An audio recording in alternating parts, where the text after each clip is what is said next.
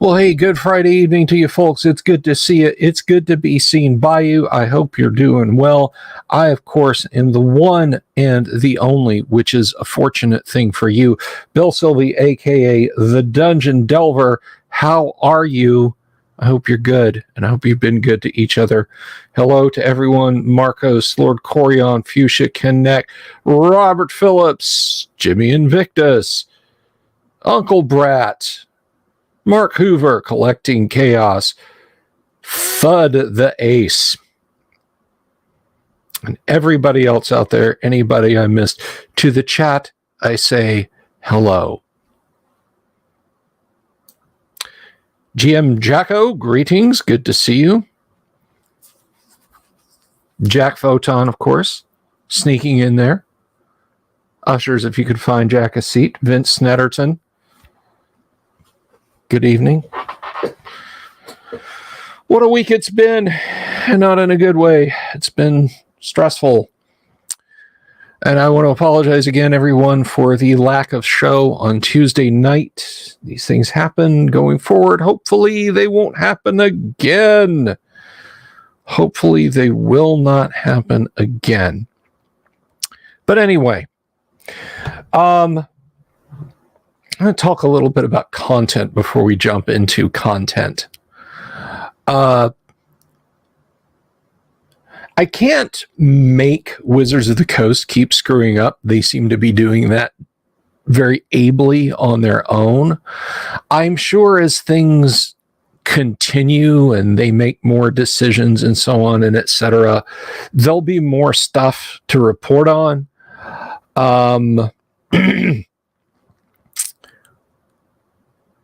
But for everybody who's subscribed to the channel, and by the way, we're at 3,932 subscriptions now. It's pretty high numbers. We're like that far from 4,000 subs on the channel, which is just astounding for me to make in what will probably end up being a month, 30 days. And it may not, because I was watching the other, was it yesterday afternoon or afternoon before when I put out a video, and I was like seeing sub drops of like 4.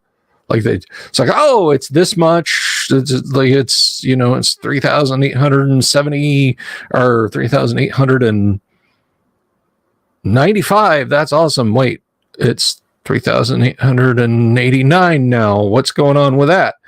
So I don't I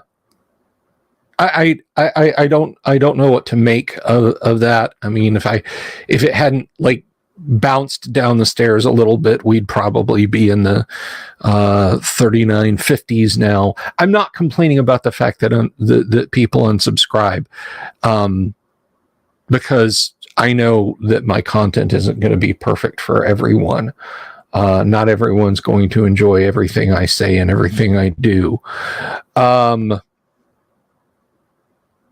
So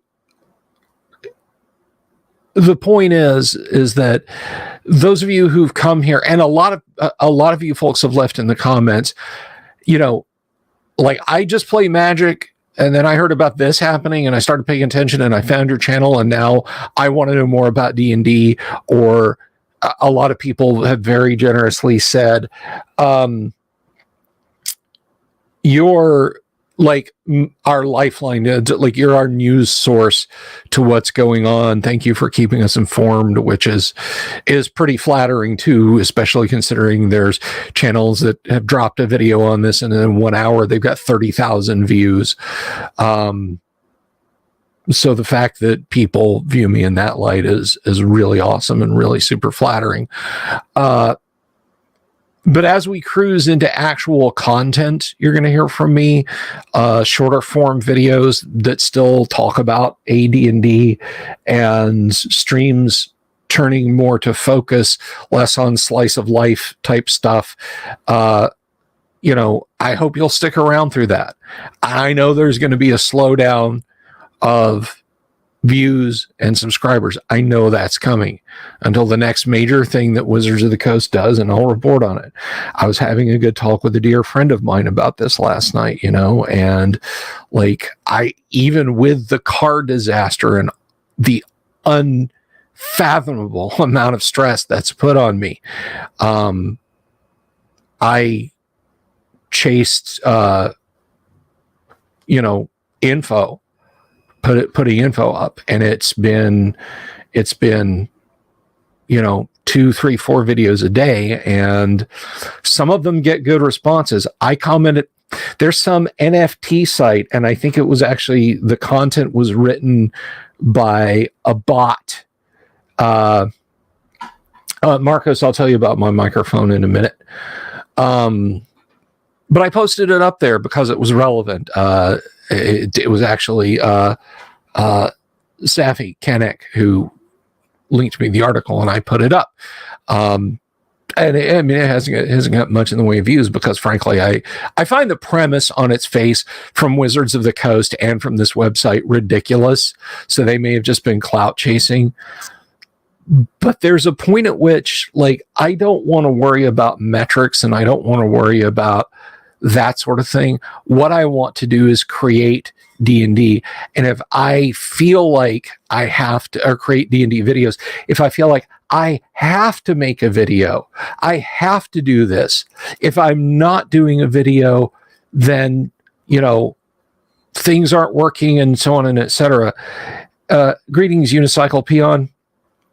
If I feel like it's becoming that much of work and a burden, then that you can hear the crackling flames of burnout beginning, and I don't want that to happen. And it, to be certain, it's not happening. Like, I'm not burning out, but I can see how YouTubers who have this sudden rush and they just this whoosh, and then 3 or 4 or 5 years go by, and like random videos from people that I watch on YouTube. Like, I'll go through their library, or I'll get stuff up. There's a car resto guy here in Orlando, or in the Orlando area. He goes by greetings, Donnie.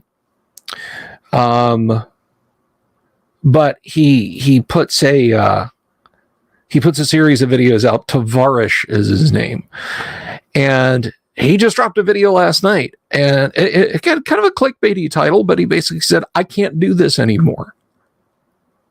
As he started his channel just as a fun little wrenching on things channel, and it's wearing on him. And so as a creator, you have to ask yourself, am I creating content to keep people's focus on me, and therefore I have to keep creating content, or am I creating good content that I enjoy? And I want to fall into that latter category. So, that's kind of how that goes. No, Lux, you haven't missed much, just me doing the preamble ramble. So I hope you guys will stick around. I hope you guys, when things fade out to a dull roar over in Washington State, that you'll stick around, because I have a lot of fun stuff to talk about that isn't, what's going on up in Seattle. So with that said, let's get into some B4 before it gets too late. Let me just open this up. Thank you, Lord Corian. I appreciate it.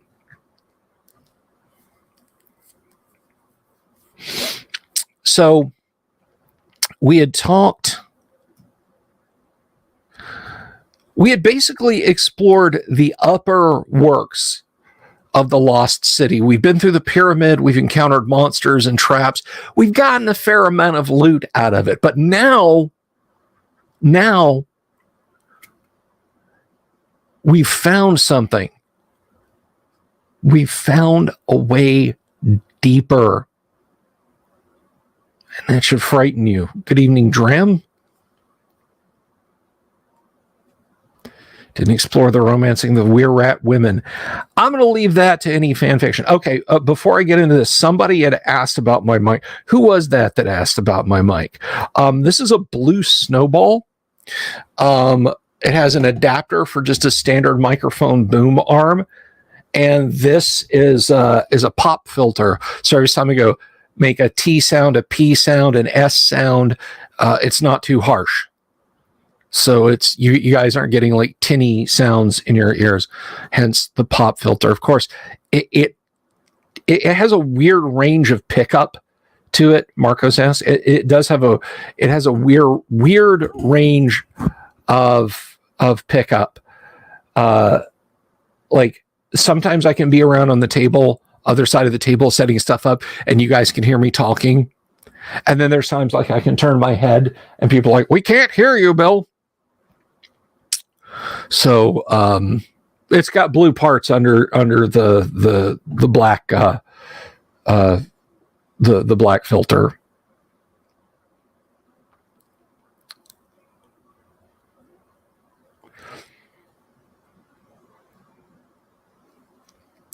$9,000 subs under 1,500 videos in 5 years. 9,000 subs. That's pretty cool. Bluetooth. No, it's actually YouTube. It's just Blue is the name of the company, and they have the Blue Yeti, which is like, it's a vertical condenser mic. You've seen them on like every YouTuber's desk in the world. There was like the Blue Ice, the Blue Snowball. There's like a deluxe Blue Snowball that's got like a built-in power switch and some things on the back, of course, that you'd have to reach back there and fiddle with. But this was like the least fancy one. And I think to give you a hint of how long ago I bought this at CompUSA. All right. I bought this at CompUSA and it was like $59.99. Greetings, Anon. Good to see you. I'm old wizard man.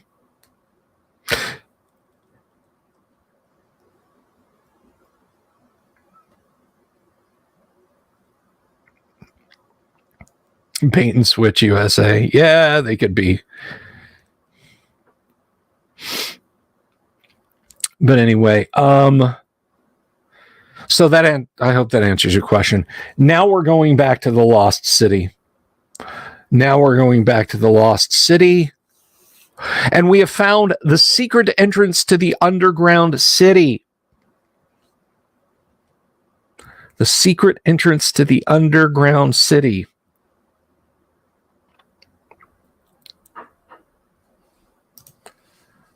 And we have to share things. Share screen. Share. I just have to push the share button like 6 times to get it to share. Okay.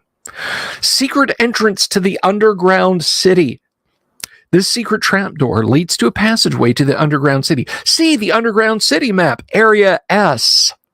The party can find this door only if the DM is continuing the adventure past the Upper Pyramid. See Part 5, Expanding the Adventure.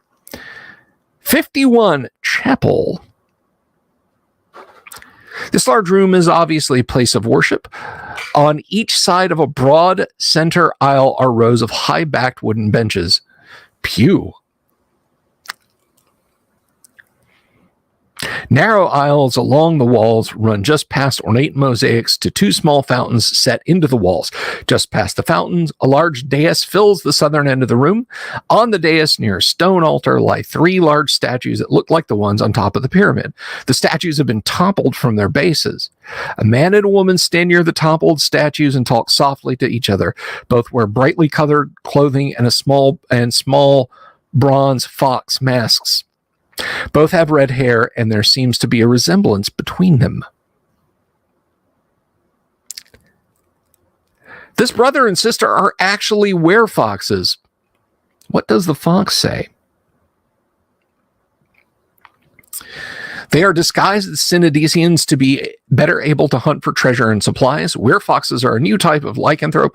See Part 6. Each werefox can try to charm a person of the opposite sex in one round.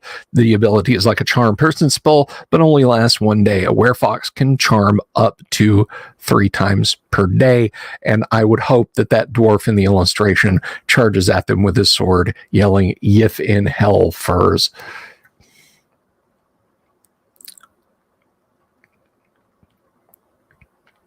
The werefoxes may bargain with a party or try to charm them.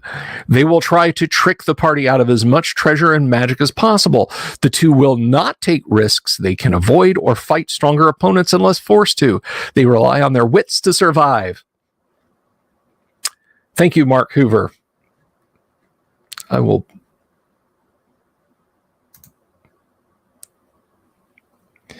Can you survive in a post-retirement wasteland? Find out in Gamer World. That joke's so bad, I thought I didn't say it.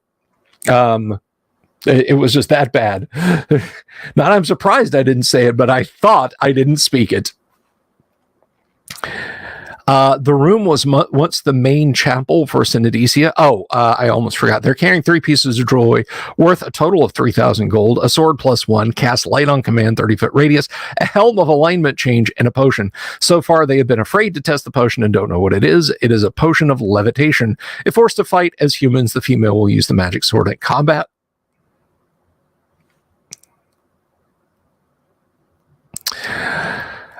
And the room was once the main chapel for Synodesia. It is seldom used now. The fountains are fed by an underground lake. These will provide all the water the party needs to drink or fill their water skins.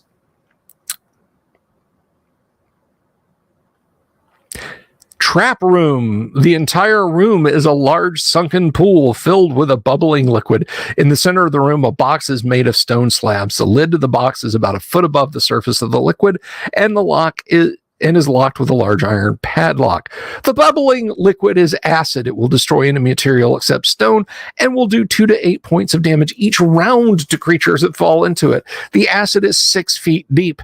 The stone box is on a special pedestal. The pedestal will sink at a rate of 1/2 foot per melee round if any weight is placed on the box.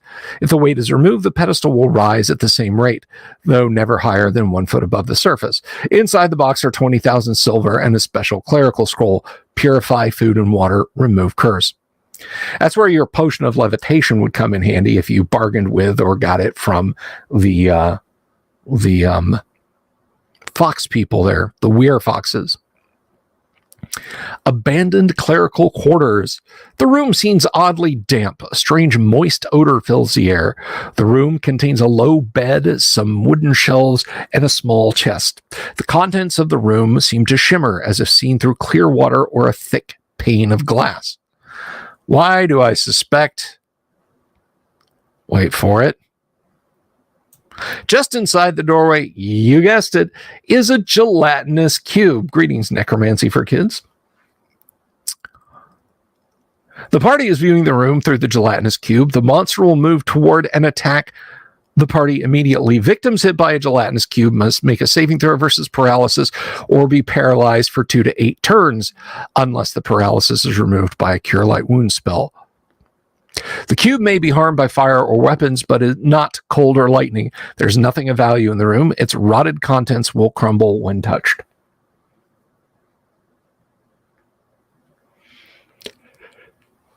Oh, excuse me. As soon as Anon said it was 2 a.m. where he was, my body reacted to that. Someone told me today, after I made that pun on Twitter, with the I've been going through a lot, or I'm going through a lot, they said, that's it, you're done, go to bed. So I went in the living room and tilted my recliner back and covered up with a blanket for a couple of hours. It was glorious. Storage room.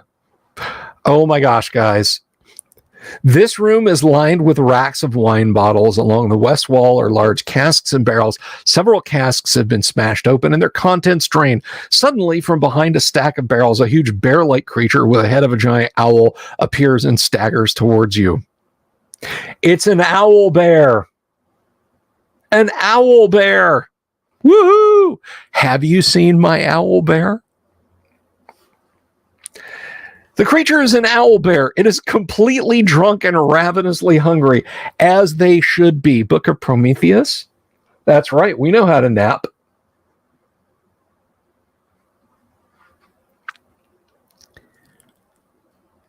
It attacks at -2 to hit, but its morale is 10. If both paws hit the same opponent in one round, the owl bear will hug for an additional 2 to 8 points of damage. 400 bottles of wine worth a total of 100 gold pieces.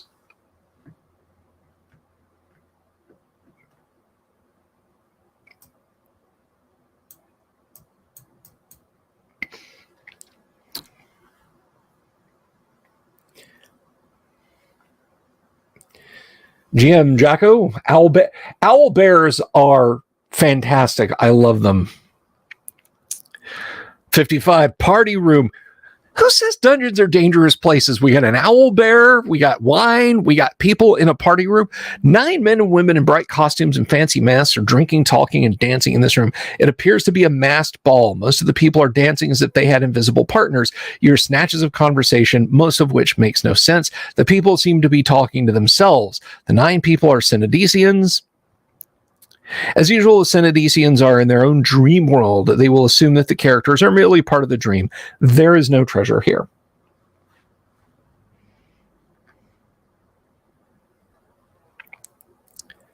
"56, crashing walls.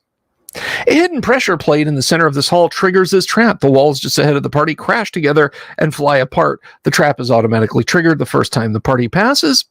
The trap has two purposes. First, it alerts Darius in room 58 that someone is coming. Second, it will be a dangerous hazard to a party leaving room 56A if everyone forgets it is here. In this case, it is triggered by a 1d6 on a roll of 1 or 2 and does 3 to 18 points of damage to characters behind the triggering character. The pressure plate will be seen easily and avoided if the characters are looking for it on the way out."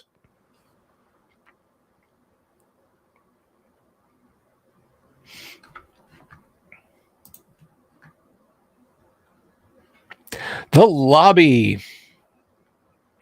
10 Synodicians wearing dark robes and massive, fearsome imaginary monsters sit in a circle in this room. They are staring straight ahead, but don't seem to be looking at anything in particular. The Synodicians are in their own dream world. These particular Synodicians, however, are in nightmare worlds. They will react to party actions and may even attack the party, but the Synodicians will never speak, even if they are wounded. They might scream at random from some unseen terror. The screaming, however, will not match reality. That is, they will not scream if touched or attacked. They are all listening to early Pink Floyd. Piper at the Gates of Dawn. Set the controls for the Heart of the Sun. I have, Jimmy Invictus, I have heard them called both.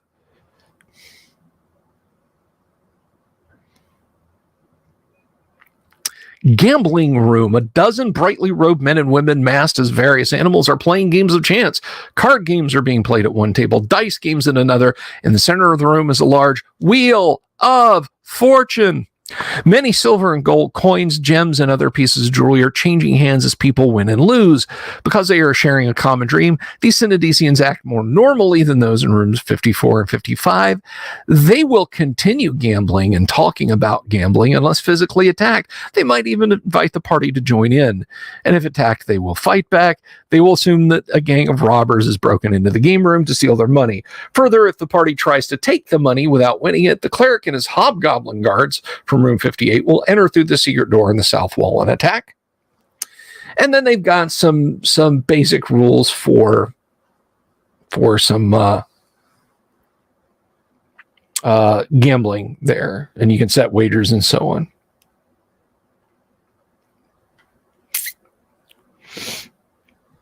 And then there's some treasure, if you could knock them all out and take it. 3,000 silver, 5,000 gold, 26 gems worth a total of 3,100, and 6 pieces of jewelry worth 6,000. A character possessed by Demetrius. Now, Demetrius is the cleric who perished in the Upper Pyramid. But if you touch his cloak, his spirit possesses you to go and do something in the Lost City. Good evening, Yang. Good to see you. will go immediately to the proper wall section and start looking for the secret door. He will know his enemy is very close. Cleric's Chamber.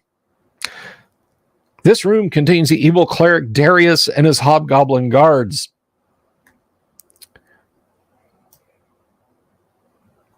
Whoops. Up too high. There we go.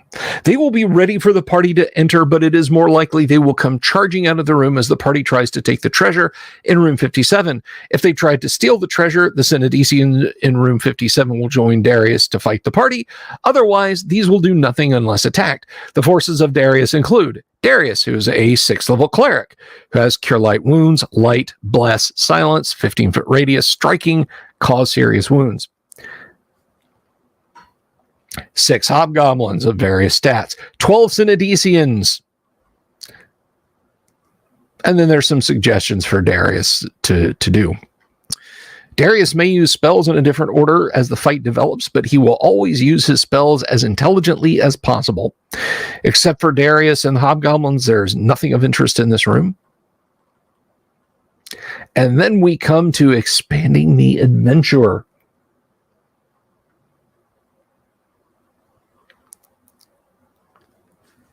The basic pyramid adventure can be continued. This section outlines the lower pyramid levels and the underground city. Suggestions for further adventures are also given. The DM will find the expert rules helpful if the adventure is expanded. And again, guys, remember, a good DM worth his salt who wants to run this but wants to run it in AD&D, your conversions should be very, very simple, very easy to do.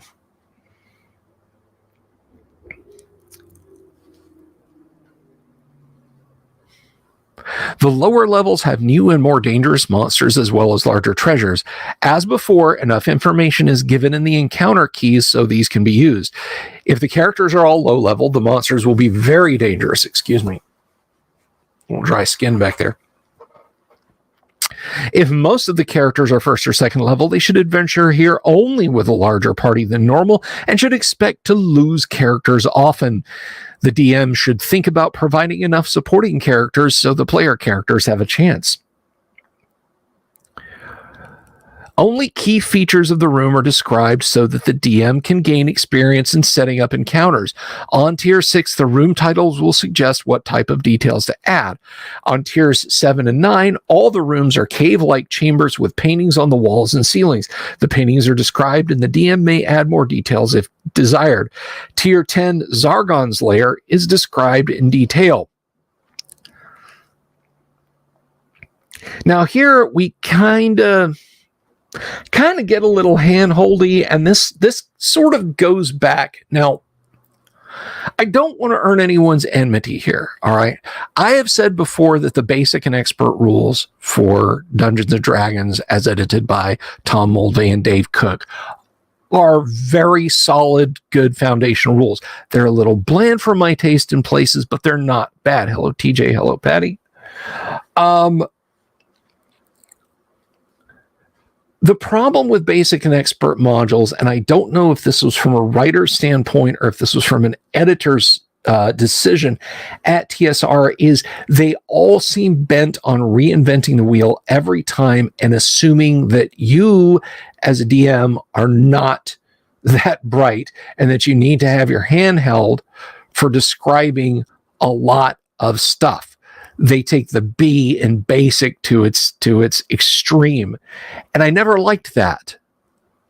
Like, I think how to design an encounter, that's, you're given that information in the rules.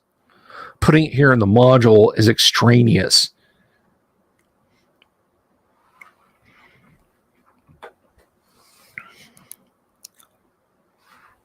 And so we then get into that.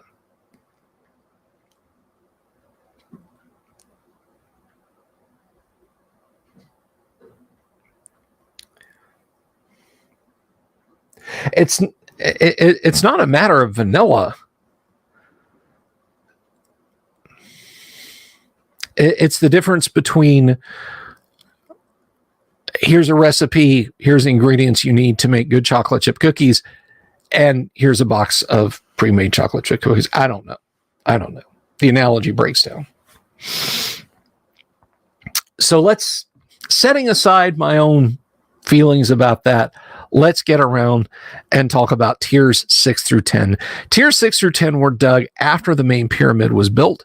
Tier 6 housed slave workers and their guards. The lower tiers were to be a series of chambers showing the journey of the spirit after death. Each room was to have a painting of another stage in the journey. The final tier, where Zargon now lives, was to have a painting of the Synodician paradise.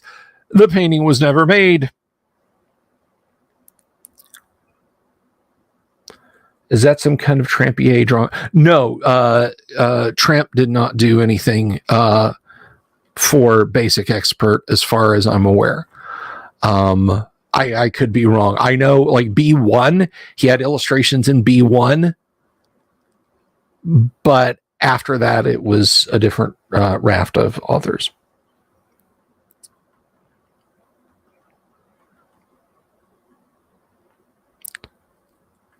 No, that's more Jim Holloway, I think, there.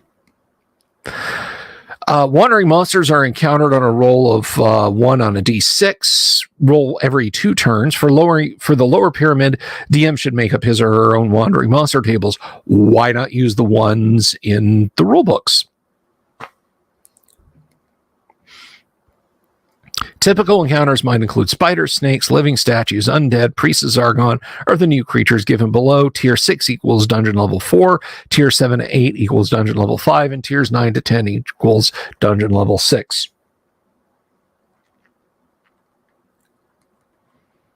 Yeah, that's Holloway's work. We have a storage room, an abandoned guard's quarter with a black pudding in it, and no treasure. Now, this is going to go pretty quick because we have no dreaded box text to read. 61, abandoned slave quarters with a giant scorpion with no treasure. 62 is abandoned. 63, 2 wraiths, but they do have some treasure, and it's trapped with a poison dart. 3,000 electrum, 5,000 gold, 8 pieces of jewelry worth 9,600. That's worthy of wraiths. Abandoned kitchen with a couple of were-tigers who are neutral. They can be negotiated with. 2,000 electrum and 3 gems worth 10 gold pieces in total. Empty food storeroom. Tools storeroom contains a ladder down to room 79 on tier 7. Couple of wood golems with no treasure. Wood golems were a thing in Basic and Expert.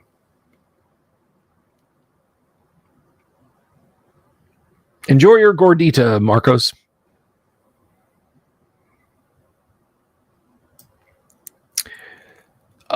Abandoned guards' quarters and mess room.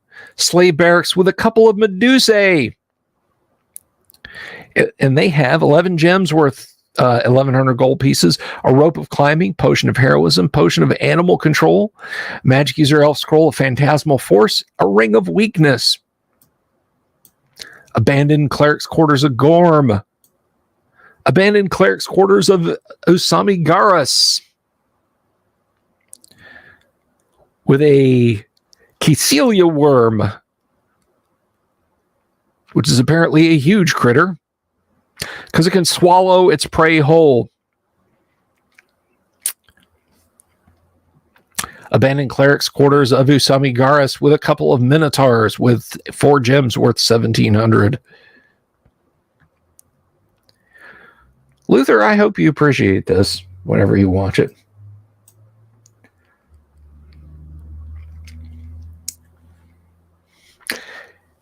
Tier 7. Room 73, the painting shows the various stages in preparing a body for burial, no contents. Room 74, the painting shows Synodicians in mourning. 2 mummies with 5,000 gold pieces and 4 pieces of jewelry worth 3,200. Room 75 shows a funeral with 3 giant weasels, the body of a previous victim with 77 gold pieces and a magic user scroll of Dispel Magic and Web.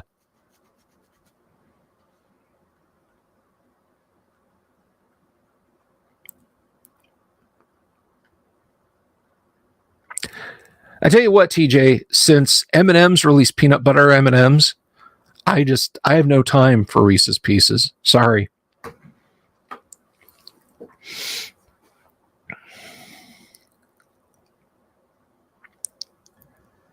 We have a couple of displacer beasts in a room showing.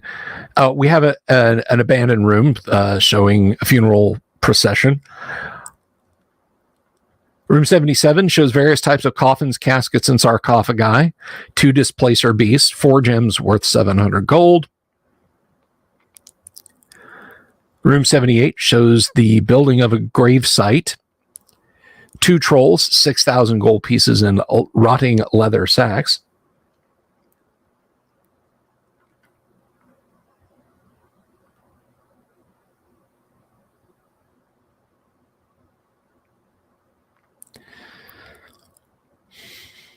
Room 79, the painting shows various scenes of natural death. Is being eaten by a troll a natural death? I think it is.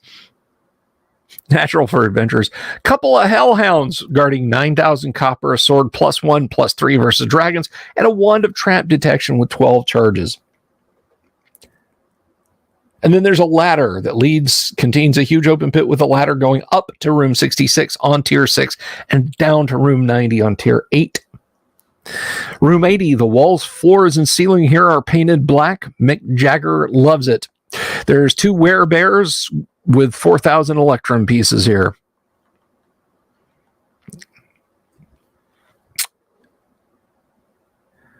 Nothing in room 81, nothing in room 82.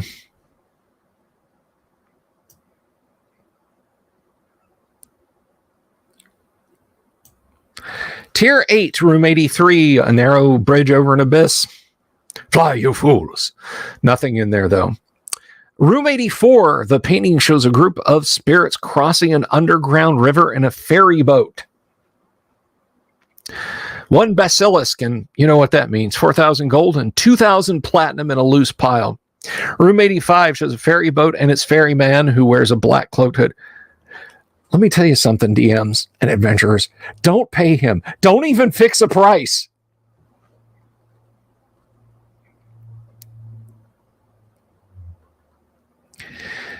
Room 85, the painting shows a ferry boat and its ferryman who wears a hood. Oh, I already did that one. Let's see. Room 86, the painting shows a party of spirits walking across a narrow bridge over an abyss. And then there's an 8-headed hydra with 4,000 copper, 3,000 gold, and 4 pieces of jewelry worth 3,800 total. Room 87 shows a woman in white robes kneeling next to a pool of fire. The monster is a lesser djinn.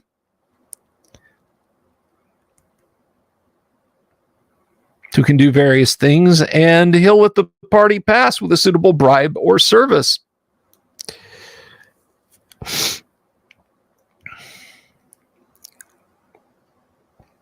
Room 88, the painting is of a gloomy underground river. 2 hill giants. Treasure of 12,000 silver, 5,000 gold, a piece of jewelry worth 1,100, a potion of healing, a sword +2, a helm of reading languages and magic, and a cursed scroll. The reader will become a foot tall unless a save versus spells are made. And he can move at 1 foot around and not attack. Room 89 shows a pool of underground fire, an underground pool of fire. And it's guarded by a manticore with 4,000 gold and 6 pieces of jewelry worth 6,000 gold. Room 90. The walls, floor, and ceiling of this room have all been painted the color of sunlight with no contents here.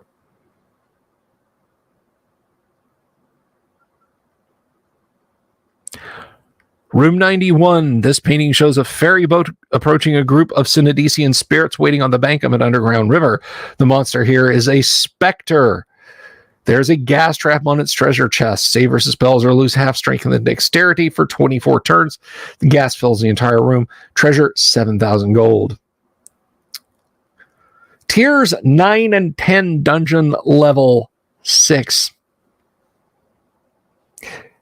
I was alone. My mind was blank. Iron Maiden for you guys there. Very little because I'm not even going to try. Peanut butter and banana sandwiches are delicious, and everyone should enjoy one. Not right now. Stay here afterwards. Have one afterwards.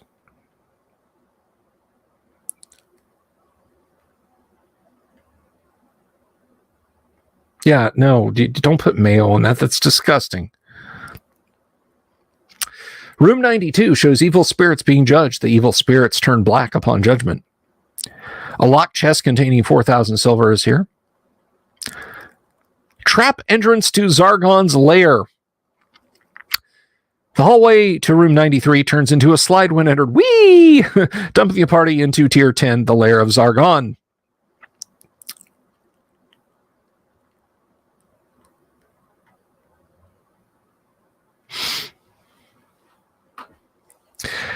Sorry, lost my place. Room 94, a painting shows a winged boat of golden light approaching a group of glowing spirits. There's a vampire here. And all the vampire-y stuff it can do, 6,000 gold, 10 pieces of jewelry worth 7,000.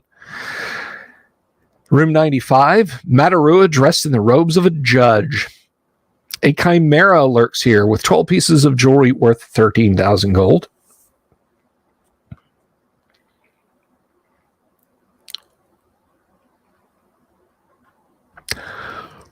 Room 96 shows a woman dressed in white washing the spirits of the dead in a pool of fire.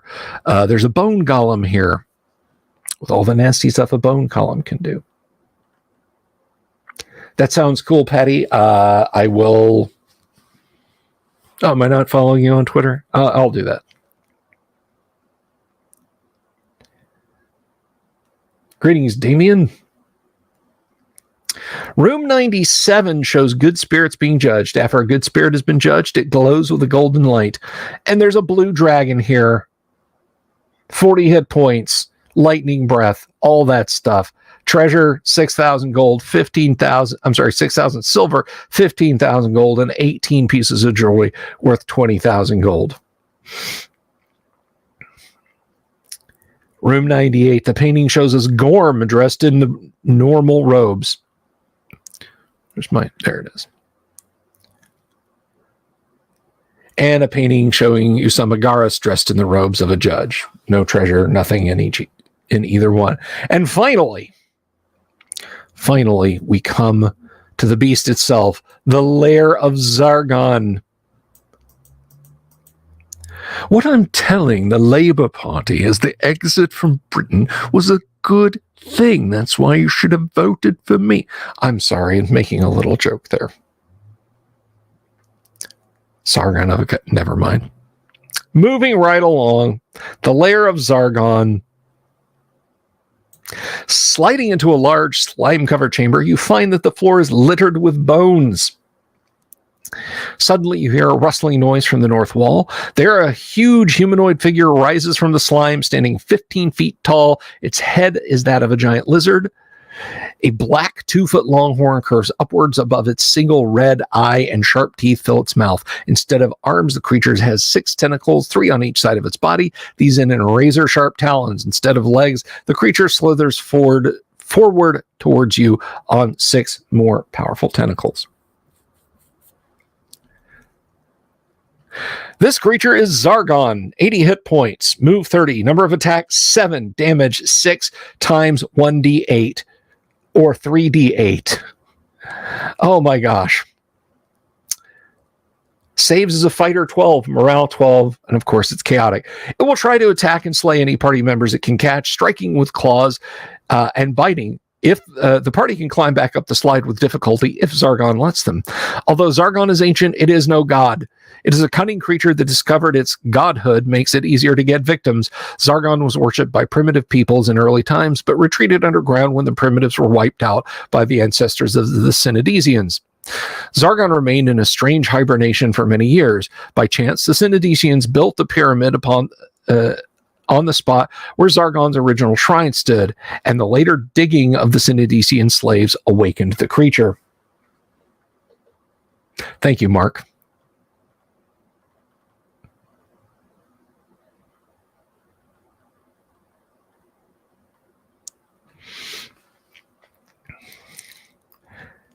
Zargon can regenerate its body as long as its great horn is not destroyed. Regeneration from the bear horn may take a number of years, but otherwise Zargon is likely to be at full strength whenever the party encounters it. Zargon's horn can only be destroyed by being cast into a volcanic fire like the Eye of Zargon in the Underground City, Area Q.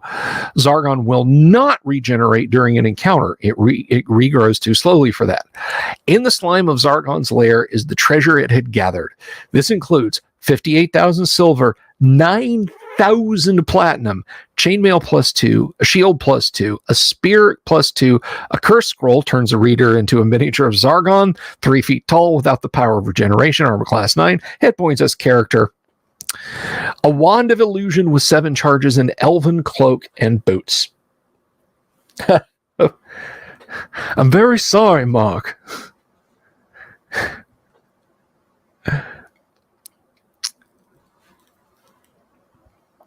And that's it.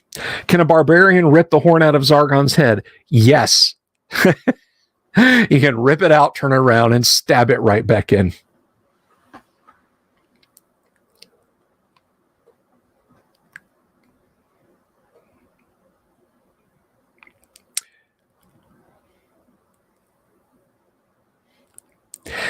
The underground city was built in the catacombs below the old city after the old city was destroyed. About 1,000 adult Synodicians live there.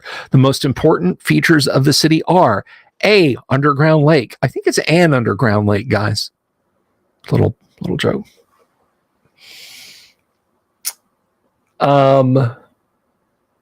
The underground lake is the water supply for Synodicia. It is a deep freshwater lake fed by channels cut through solid rock. The many fish that live here provide the Synodicians with fresh meat. The Island of Death. In the middle of the underground lake is an island that is pockmarked with caves. In the center of the island is a Stonehenge-like group of arches. No one knew who made it, where they come from.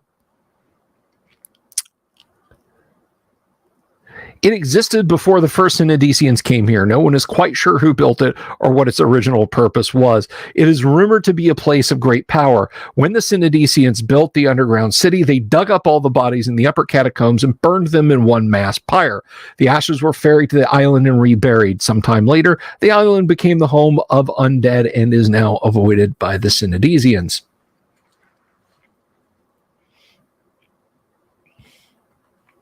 City docks. The docks extend out into the lake, forming a harbor for the fishing fleet. Water-filled chasm. When the underground lake was first flooded, water flowed into this nearby chasm. Synodician fishermen avoid the chasm because there are dangerous undertows and sharp rock ledges hidden just beneath the surface of the water.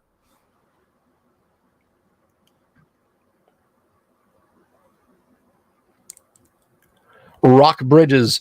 2 natural rock arches form bridges across the water-filled chasm. They look sturdy. Mushroom fields. The Synodician farms mushroom, edible fungi, and lichens. These fields are not well tended. They are overgrown, looking more like forests of giant mushrooms than cultivated fields. Mark, I will take your word for that. I don't even pretend to do good English accents. And I can do Sean Connery, but that's really just dropping my voice a few octaves and going shh every now and again. You just sort of half swallow your tongue. Your attack was too slow, Highlander. No better than that of a clumsy child. Range to target, 1 ping only. Comrades, today we sail into history. Show Goldfinger, do you expect me to talk? That's what you get. I can't do young Sean. His voice was much lighter, not higher pitched. Just I can do like the heavy, Sean 8 highball classes of Glenlivet into the discussion. Sean Connery, but that's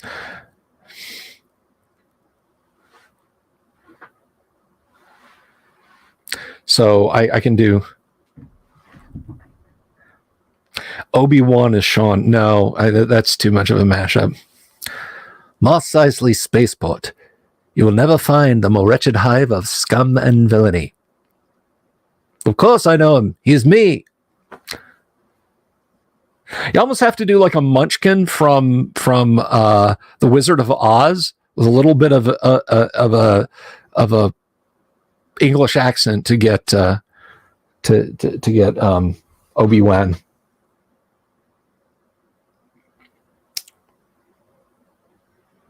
Can I do Sean Zed? No, that's young Sean Connery. I can't really do him. But if anyone throws me a super chat, I'll do the remainder of the read as old Sean Connery.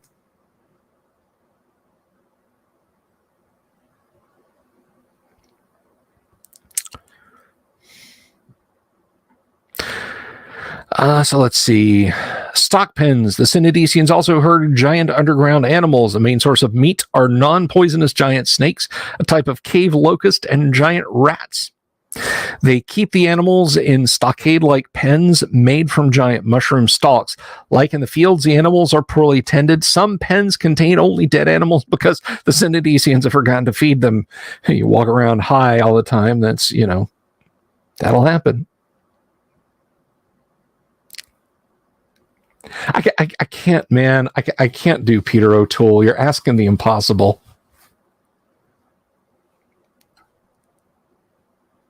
I'd have to work on that. Oh, what a Geordie accent! Oh, I can't. Uncle Brat. Oh my God. Okay, so Uncle Brat wants the rest of this as Sean Connery.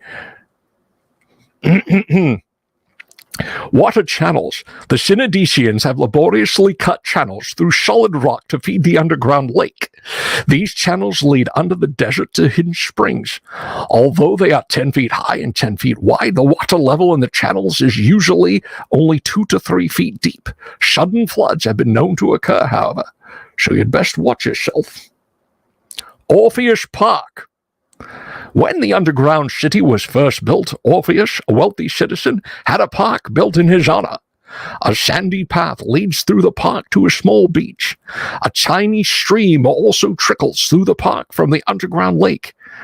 The park is landscaped with giant mushrooms and strange rock formations. You super chat me enough, Kenneth, and you'll get a private call. Main streets. The two main streets, lined with marble columns, cross near the middle of the city. The streets, Alexander Way and Zenobia Street, are named after King Alexander and Queen Zenobia.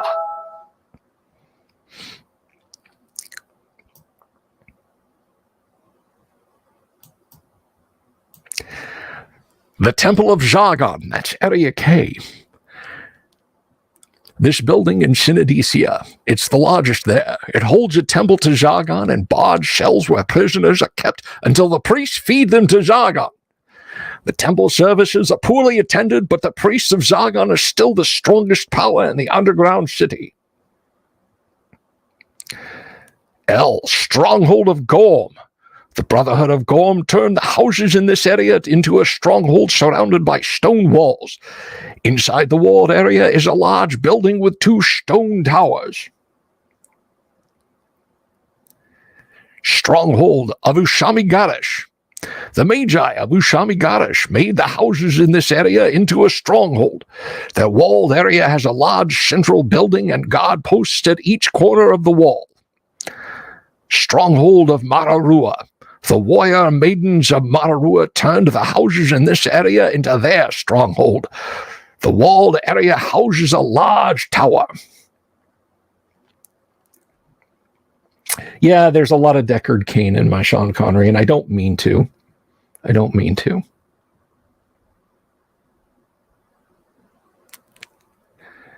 That's right, Raphael. Yeah. Goblin cliff dwellings. On the far shore of the lake, sheer cliffs rise to a plateau. In the cliffs are caves where goblins and hobgoblins live. The goblins and hobgoblins usually climb down to them by ladder, though some caves can be reached by handholds cut into the rock. In addition, many of the caves are connected by tunnels within the cliffs. These cave dwellings held stools, bugbears, ogres, and trolls. The wasteland, Area P. The top of this plateau is a wilderness of giant stalagmites, stalactites, strange rock formations, geysers, and bubbling pools of mud. The Eye of Zargon. In the midst of the wasteland is a lava pit, known as the Eye of Zargon, because the crater glows as redly as Zargon's single eye. The approach to the crater is guarded by flame salamanders led by 3 lesser Ifriti, or other creatures chosen by the DM. The gun is good. Entrance to the lower catacombs.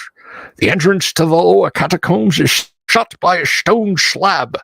This slab can only be lifted by a special wench, using pulleys and heavy chains. Well, I would have bloody expect she would have to use something.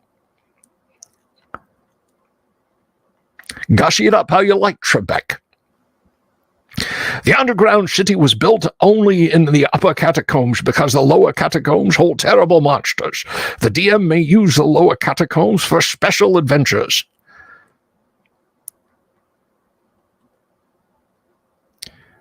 I lost my place. Damn it. You should give it a good smack. Ash, entrance to the pyramid. Adventurers who enter the underground city of the pyramid will also come to the map at Point S. This passage leads back to room 50 on Tier 5. All of the factions have their own secret entrances to the pyramid, not shown. Whew!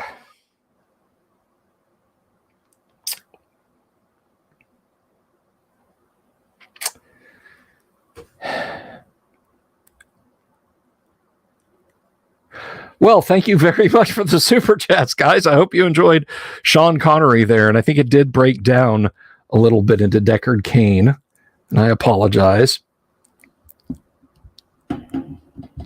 I apologize for that. We had a $10 super that I didn't put up there, and it just went away. I want to see who that was. Who dropped the $10? Lord Corion, I should know better than to temp chat. I should. I definitely should.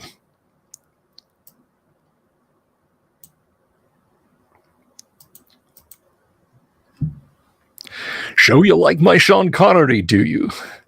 The ladies are fond of it, are they? Well, perhaps you gentlemen should retire to the bar and have yourself a martini. Your attack was too slow, Highlander. Slow and clumsy, like that of a child. Ha ha! The game is afoot. Yep, you gotta love. I can't remember the actor now, the SNL cast member who did the great Sean Connery impression and taunted poor Will Ferrell's Alex Trebek to tears until they closed out the series by having Alex Trebek show up.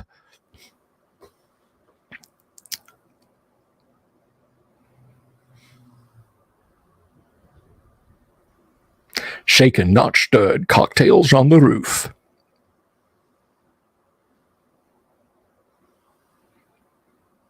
Can I do Rodney Dangerfield? Nah, not really.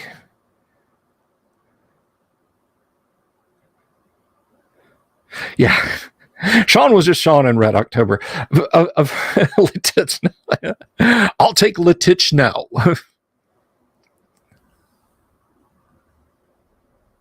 Gushy it up how you like. Will it mighty my...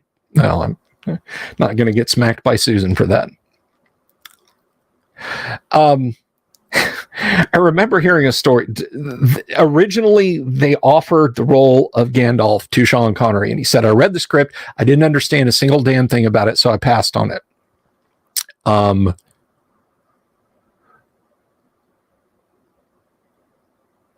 then they offered him Dumbledore in Harry Potter, and he said, I read the script. I didn't understand a damn word of it, and I passed on it. And in the case of the Lord of the Rings and the Harry Potter films, it would have made him hundreds of millions of dollars. And he said, so then I got the script for League of Extraordinary Gentlemen. I read it. I didn't understand a damn bit of it, but I signed off on it because it was going to be a franchise. And then it bombed. So, yeah, there were some rumors about Connery playing in Gandalf in The Lord of the Rings, and I'm glad he didn't. I mean, I would have hoped for the best for him, for the money and everything, but I think it would have been super distracting to have Sean Connery as Gandalf. Let me see if I can do this. Let me see if I can do Sean Connery as Gandalf at the Bridge of Khazad-dûm. I want to make sure I do this right. So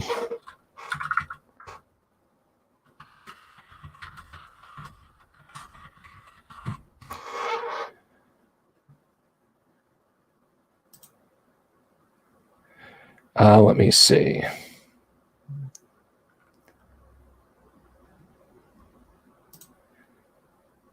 That is, if you guys want to hear it, I won't do it if you guys don't want to hear it.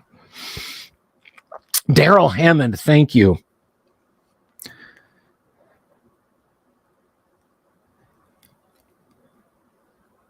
See, for me, until those movies came out, John Huston was Gandalf. When I would read The Lord of the Rings, because John Huston voiced Gandalf in the Rankin Bass cartoons. And I had no great memory of whoever voiced him in the Ralph Bakshi cartoons, but he was in the Lord of the Ring, or he was in The Hobbit and The Return of the King, so that was it. All right, you guys want to hear it? Well, there's 3 people that want to hear it. Yes, John Huston. Hell of a cast in those. All right. Most people want to hear it, so you're here for the laughs. Well, you should all have a laugh at this. And I'm not doing this as like a humorous thing, like how I think Connery would have sounded doing this. You cannot pass. I am a servant of the secret fire, wielder of the flame of honor. You cannot pass. The dark file will not avail you, flame of Udun. Go back to the shadow. You cannot pass. So there you go. Sean Connery. Tonka Todd, thank you very much. There can be only one. Although I don't know that Connery said that in Highlander. Christopher Lambert said it. There can be only one, and of course Clancy Brown said it a couple of times, usually yelling at the Highlander.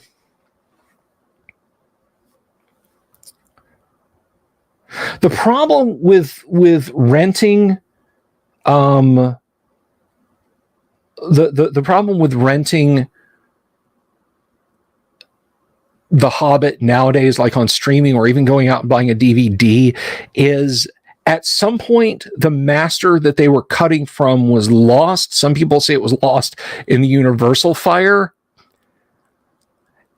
And there's a bunch of audio tracks from the last reel of the film that are missing. So like when Smaug is yelling at Bilbo in the cave and everything, like he roars and he bellows and that sort of thing, you don't hear anything. You just hear the flame sound effects, and it really lacks something. It takes a lot away from Richard Boone's absolutely phenomenal performance. Thank you, Anon. Get some rest, my friend.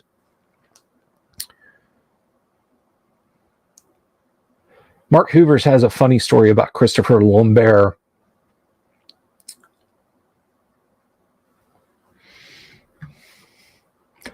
Mad Hunter 42, greetings. Christopher Lee was a great Saruman. And I mean, he like knew J.R.R. Tolkien and hung around with him. So when people would say, yeah, we're going to X-Blade, he would correct their pronunciation. So there was some Tolkien vibe on the set. The further away from those movies I get, and this is where like I'm gonna lose 20 viewers and 500 subs for saying this. The movies were probably the best we could ever hope for, but they were still pale imitations of the books. And the further away from the movies we get historically, by the way, they're now 20 years old. They are now 20 years old. Richard Boone as Smaug was hands down the best. But the less I like them, which, I mean, saying the less I like it is like saying I don't really want to have my favorite pizza for dinner just because I'm just kind of tired of it.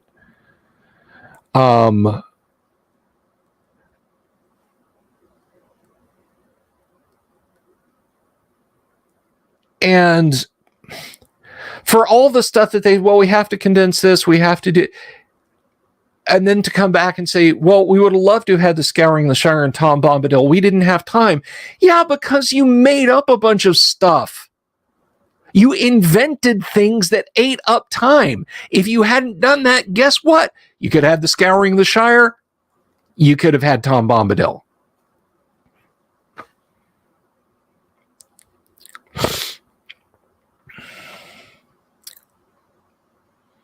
And the books are phenomenal, Laura. Absolutely. They're absolutely phenomenal. Yeah, the elves at Helm's Deep, instead of having 50 rangers show up to show off what badasses they were. And Aragorn, I don't want to be king. No, Aragorn in the books was like, I'm going to be king someday. I'm waiting for the right moment. And guess what? The War of the Ring is the right moment. And so I'm going to go down there and I'm going to kick ass. They completely robbed Éowyn of, like, take a couple of ridiculous minutes out of the movie from somewhere, because there's plenty of ridiculous stuff, and give Éowyn her actual dialogue back against the Witch King. Give us that back. Give us that whole scene back.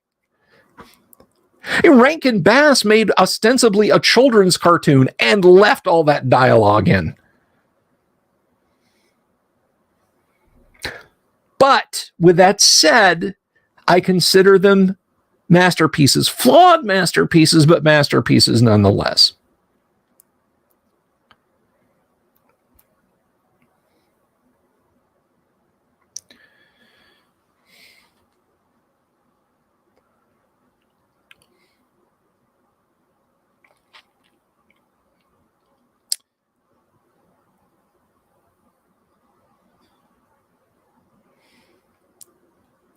Now, the one thing that I agree with from a filmmaking standpoint, yeah, the way they treated Faramir in the films was utterly ridiculous. They made him like this scurvy, scummy guy. To drag Frodo literally to within like 50 miles of Minas Tirith at Osgiliath, and then drag him all the way back up to the north to just outside the Mountains of Shadow and let it. What even was that? But the one thing that I will give them was the and I you guys might throw some flack at me, was the omission of Glorfindel. Because in the books, Glorfindel shows up, saves Frodo, squares off against the Nine, and then disappears, never to be heard from again. So that was a little odd. Yeah, there's a Russian Lord of the Rings. I've seen clips of it. I don't speak Russian. I don't know how true to the dialogue they are. And it was bad. It was bad.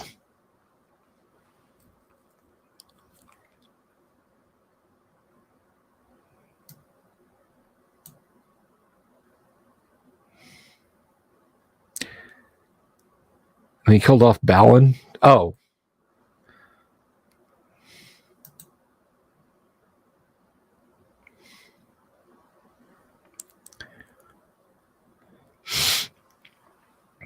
Yeah, I mean, there is more good than bad to say about the Peter Jackson Lord of the Rings.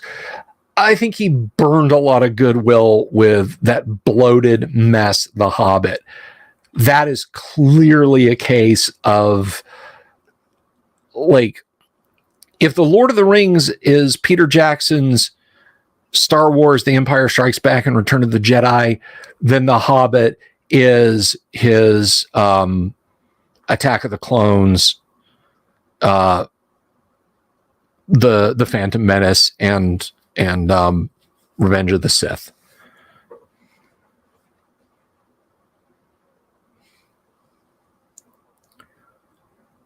You mean Farmer Maggot? Mad Hunter?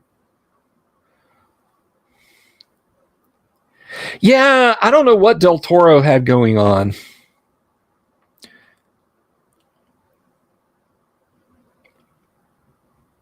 Yeah, Jimmy, I mean, Alan Lee, like when I was a kid, like a kid, I had posters and calendars done by Alan Lee of Lord of the Rings. I mean, that guy and J.R.R. Tolkien's own illustrations was what the Lord of the Rings looked like to me in my mind's eye. That was my visual interpretation, other than the kind of janky animated movies from the 70s.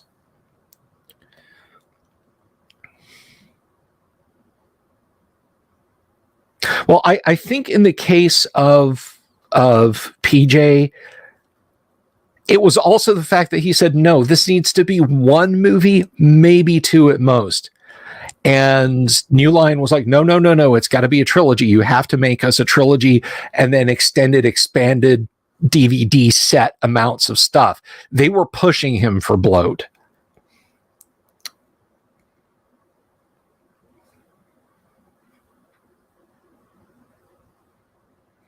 Keep waiting to see Bilbo do the John Cena "Can't You See Me" in the movie. But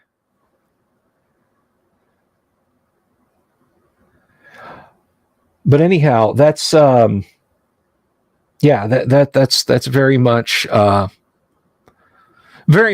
I feel about Peter Jackson's movies, and I don't consider Rings of Power to have anything to do with Tolkien. It's awful in every way.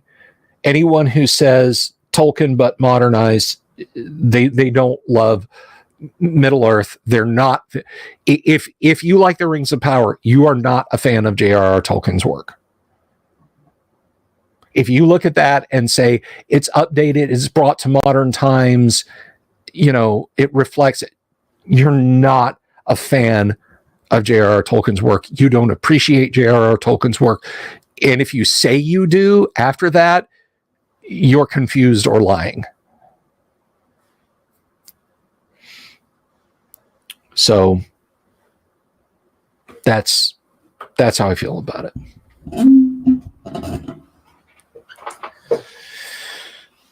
That is how I feel about that. It's a little bit after 9 o'clock. Do we have some folks ready to play some Gamma World? Do we have some folks ready to watch some Gamma World? Gonna check my messages, see if anybody pinged me.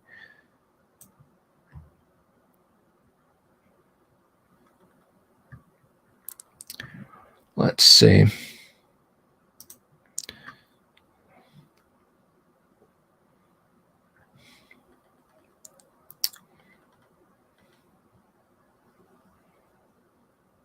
There's Doom Sword. He's hanging out in the back room. Oh, Hildebrand Tolkien. I had some Hildebrand Tolkien too. Yeah.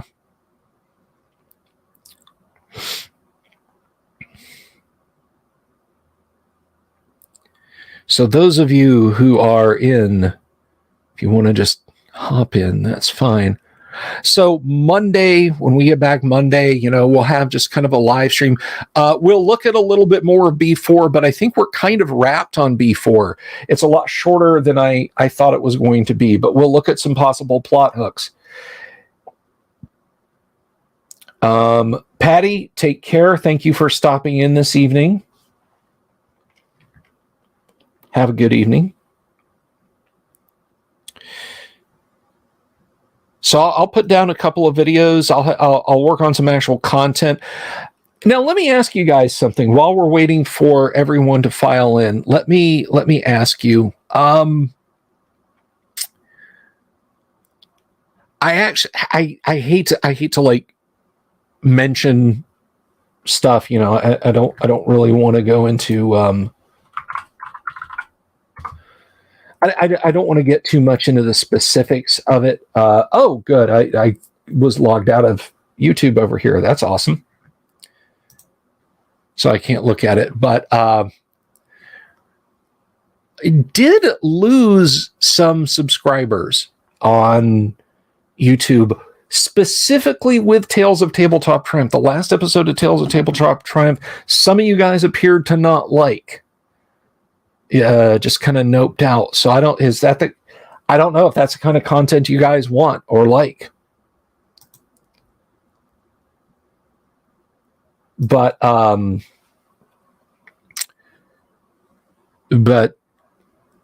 so that was a bit of a head scratcher. But I'll work on another one. I'll put it up if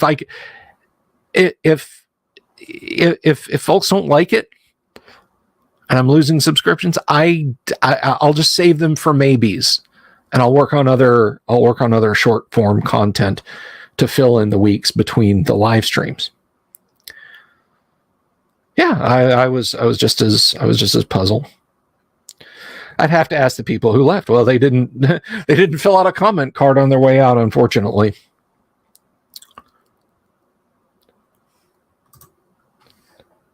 But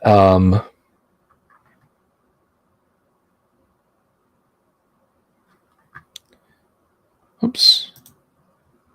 There we go.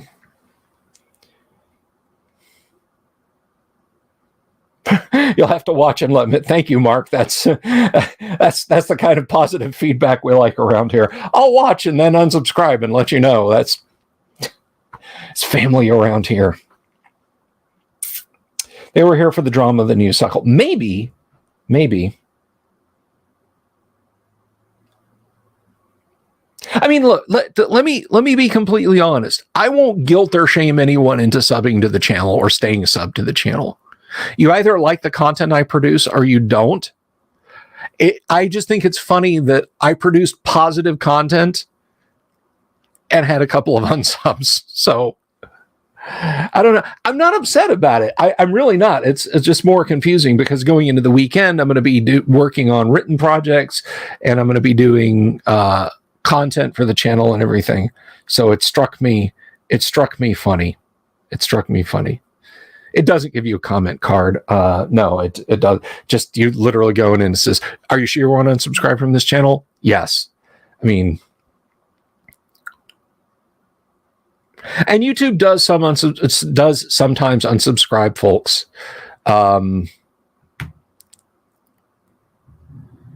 So we're waiting on one more person to get logged in, and then we'll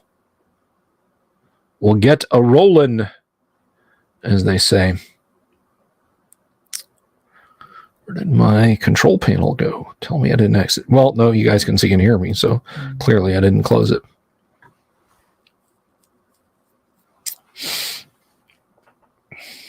Some people are negative energy people, and we need silver or +1 or better weapons to deal with them. Time to roll on the radiation matrix.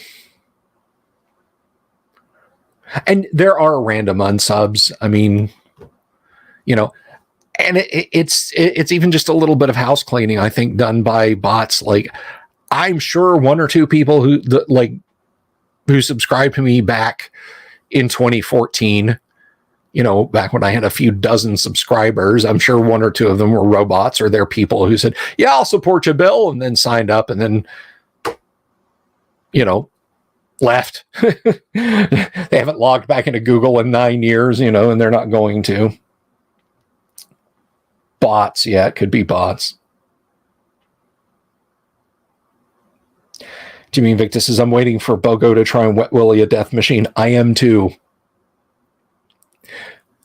Place your bets. Black Ray Gun versus Bogo Jorts. Who wins? Well, if we can get our last player in here, we will be playing some.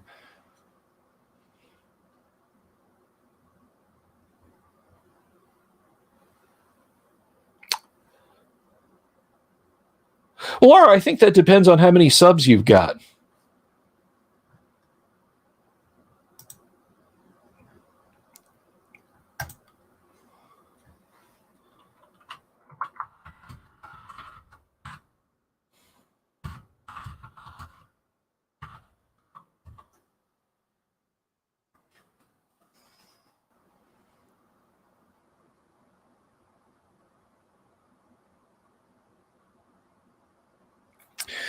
I mean, if you think you're going to be doing so much RPG content that it may overwhelm your other, then sure, split it. If it's just going to be the occasional, like, hey, it's RPG Wednesday, and you're just going to add it as a feature, I would keep it all in one place. A channel for each letter. One for R, one for P, one for G.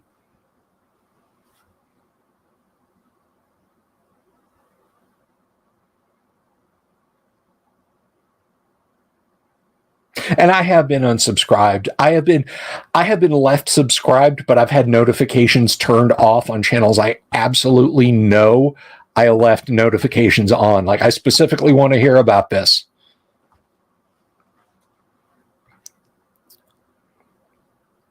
And then I got unsubscribed.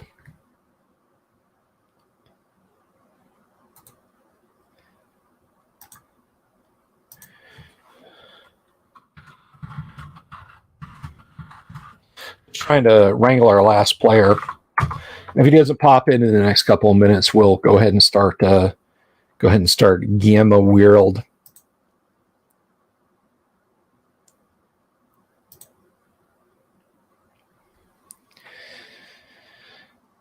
Doesn't update till yeah. So here he comes now. Yeah, notifications switched off. And it's not just weird software algorithms. There are people who work at Google who might not like a particular amount of content, and they will just make it their own personal crusade to actively suppress stuff that they don't like.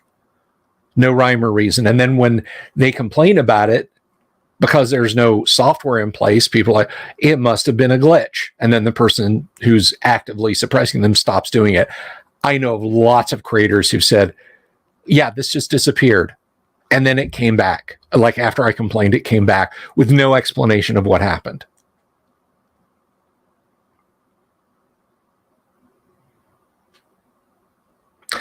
Jimmy, why don't you message me that? Why don't you PM me that on the Discord, please? I'd love to hear that. I'd love to hear about that. But speaking of hearing, I'm about to don my headphones because we're about to get into our characters, if I cannot smack my face with my studio headphones. So let us welcome Doomsword Deathmaster as the one and only bloodthirsty Numbers Rab. 4077, played by the lovely and talented Sephi. Do, re, mi, Kevin. Faso. And, of course, the one and only Bogo Jorts. Hello.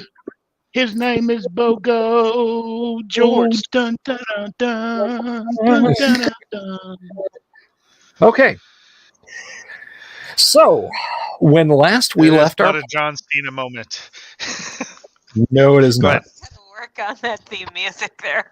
Yeah. So does John Cena. Yeah. Okay, so when we last left the party, you all had gotten your fuel together. You were setting out in your new vehicle. You had found the ancient medical temple and were preparing to explore it. You had also found one of the strange modules of information of the ancients and attempted to work it. So you're in the building, you're in the lower floor area. There are halls branching out in many different directions. There's not much here other than dust and a little bit of broken glass here and again. So what do you wish to do? Well, since someone broke the terminal, we're going to have to decide which direction to go. Is Do we there have a a personal non-broken preference? bottle that we could spin on the ground to tell which way? The glass is all from windows. There are no containers or any such things like that around. Bogo will lay down so y'all can spin him. Okay. It sounds good. Spin, not punt. Well, he does have a shell, so he should spin pretty well. Kick the Bogo. All right, so but seriously, pick a direction, guys, if you wish to. I mean, Yeah, what options do we have? you have two hallways that Right. head directly in front, and you can see at the ends of each they turn left and right. Right, okay. Well, you guys want to follow me or what? Sure. Following the leader, the leader, the leader. If you guys got time to play around and you can make yourselves useful and lead, I'll follow you. How about that? I did it last time. It's your turn. All right, fair enough. Keep them light sources out of my face. I'm going to put on my infrared goggles, my UVIR goggles, rather, and proceed, and then make a right. Right is always right. That's the rule of right. Okay, so down this hallway on the right-hand side, you pass regular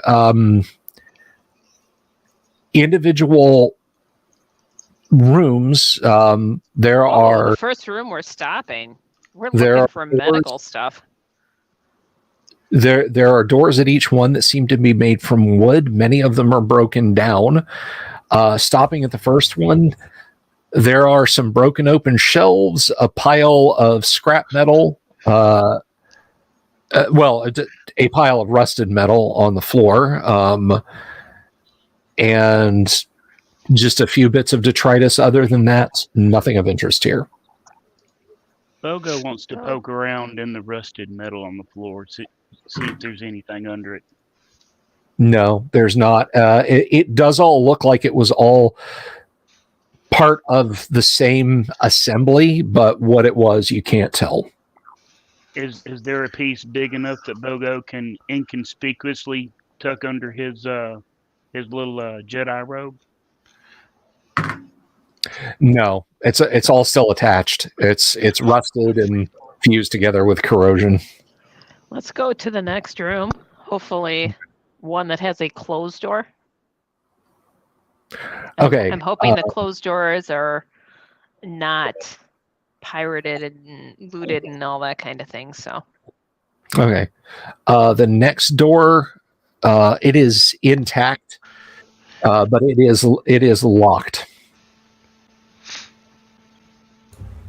All right, standard locking mechanism type of thing, like an internal lock. It's not like an external padlock or anything, right? Yeah, it's just, latched shut somehow. Yeah, anyone know how to get this open? No. Kick? Bogo raises his hand. Oh no. I back We up. have a vibro bait. I back up as well. I use my hand to introduce Bogo to the door. Door, Bogo. Bogo, door. Bogo's gonna ignite his vibro blade, and he's gonna joust with the door. I'm staying back, but I'm watching with interest. All right, Bogo, you're able to carve a hole in the door fairly easily. It's metal reinforced wood. There's a kick plate at the bottom, but your sword slices through it like a hot knife through butter, and you now have as big an opening as you want. Is it Bogo sized or all of us sized? It's absolutely Bogo sized. All right. See you in a bit, Bogo.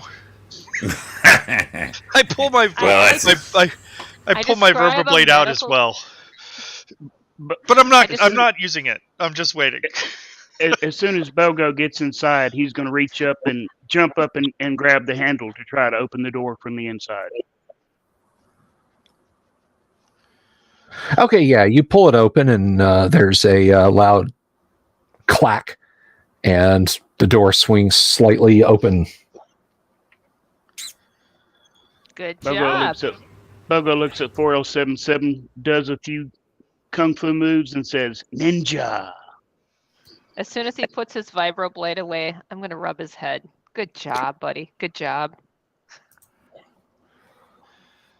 Yeah, And then don't I'm going to set a start to look precedent for a here. medical kit. Okay. So what you have in here is there's a thick layer of dust on everything, and you get the impression this may not have been touched since the door was closed before the war. There are the first and most prominent thing you notice is there is some kind of tall, narrow table in the middle of the room. There is a sheet draped across something on the bed. The sheet has a rusty stain to it. There's a couple of chairs in the room. On a counter opposite of this bed, there are several open boxes and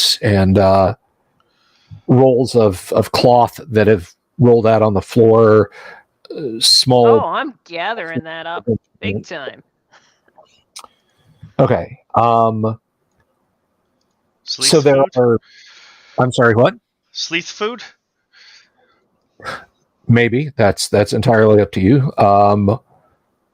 So 4077.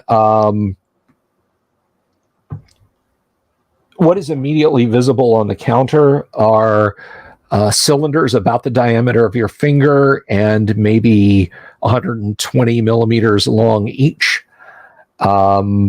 There are a few of those that are just kind of casually laying around. And there's a bunch of closed cabinets. Otherwise, that's what you see. Do I know what the cylinders do? There's some faint labeling on them.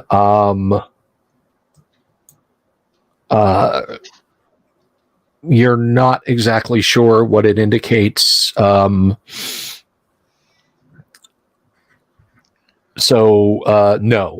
you don't know what. I'm grabbing a bag and I'm like scooching it all in, and I'm gonna open the cabinets.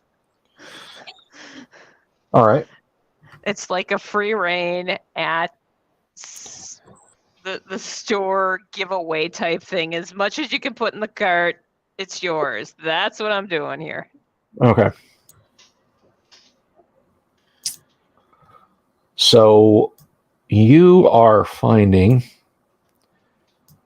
a little bit of stuff in there.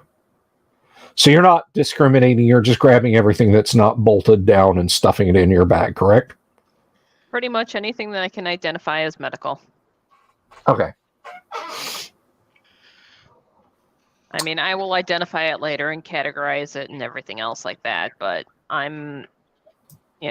we're gonna kind of do an in and out dash, grab what we can type thing. Okay. At least at this point. Bogo's going to pull the sheet off of whatever's on the table.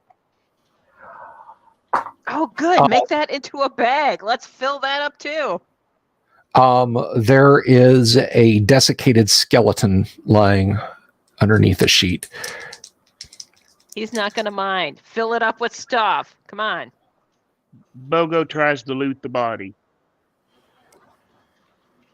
You have some bits of rotted cloth that was apparently draped around this individual. I'll pocket the cloth. Okay. Bogo, just leave the cloth. Give the person some dignity, okay? But take Did you the just- cover and fill this George up. Mickey in the same sentence.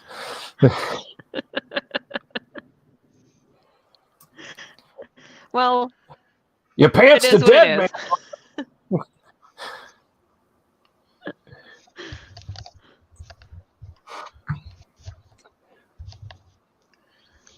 Have a good evening, So Mark. when I open the cabinets and the drawers and such, Yes, you are. any kind of interesting things, medical instruments or anything. I mean, I'm just at this point labeling miscellaneous medical supplies. So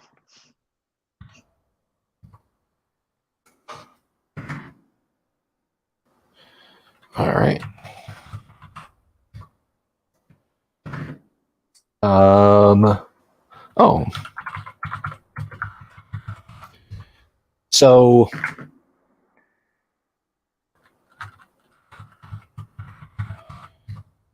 you are definitely finding a few interesting things in here.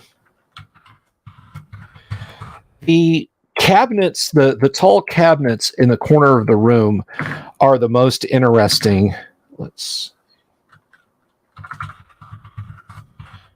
I will tell you what is in those cabinets in just a minute. That's 1, 2, 3, 4, 5, 6.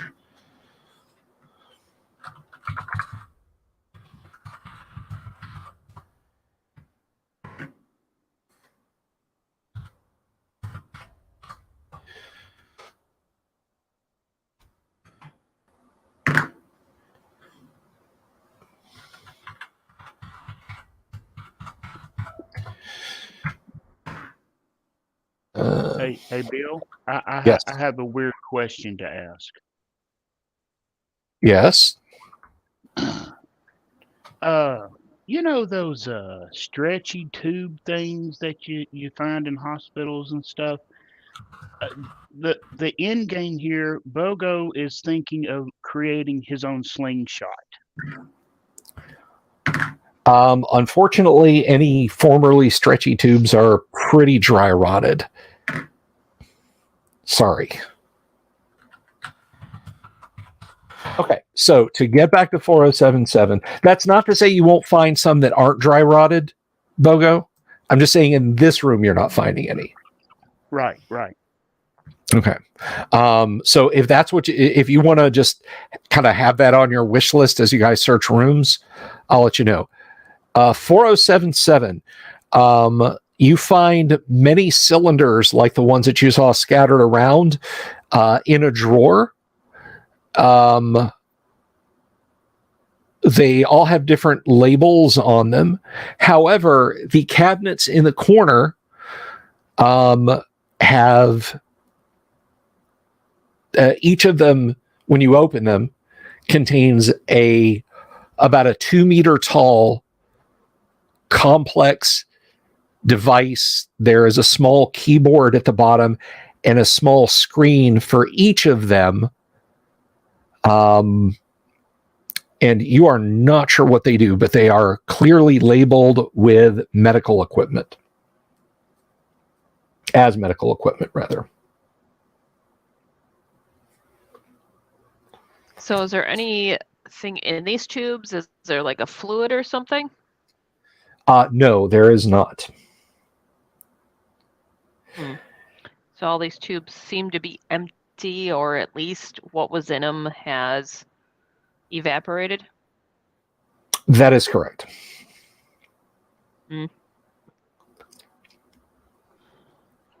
Doomsword Numbers recognizes one of these tubes. At least you think you do. Oh, really? Yes, one of Hey, them. 4077, why don't you let me have a look at that? Sure, I hand it over. One of the tubes is a rejuvenation chamber.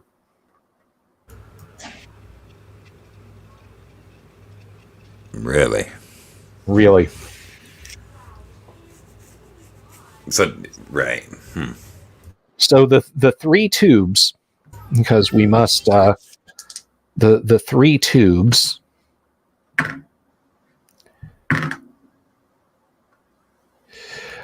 One of the 2 that you can't identify is in fair condition. It looks like it's gotten a lot of use and maybe wasn't stored properly. The other one is in less good condition. It's got a couple of panels that are opened, some suspicious-looking wires and components poking out, and what you recognize as the rejuvenation chamber.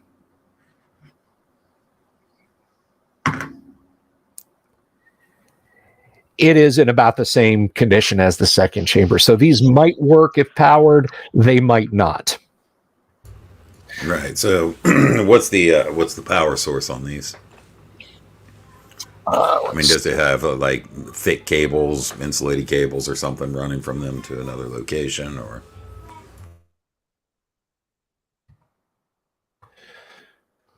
Hang on.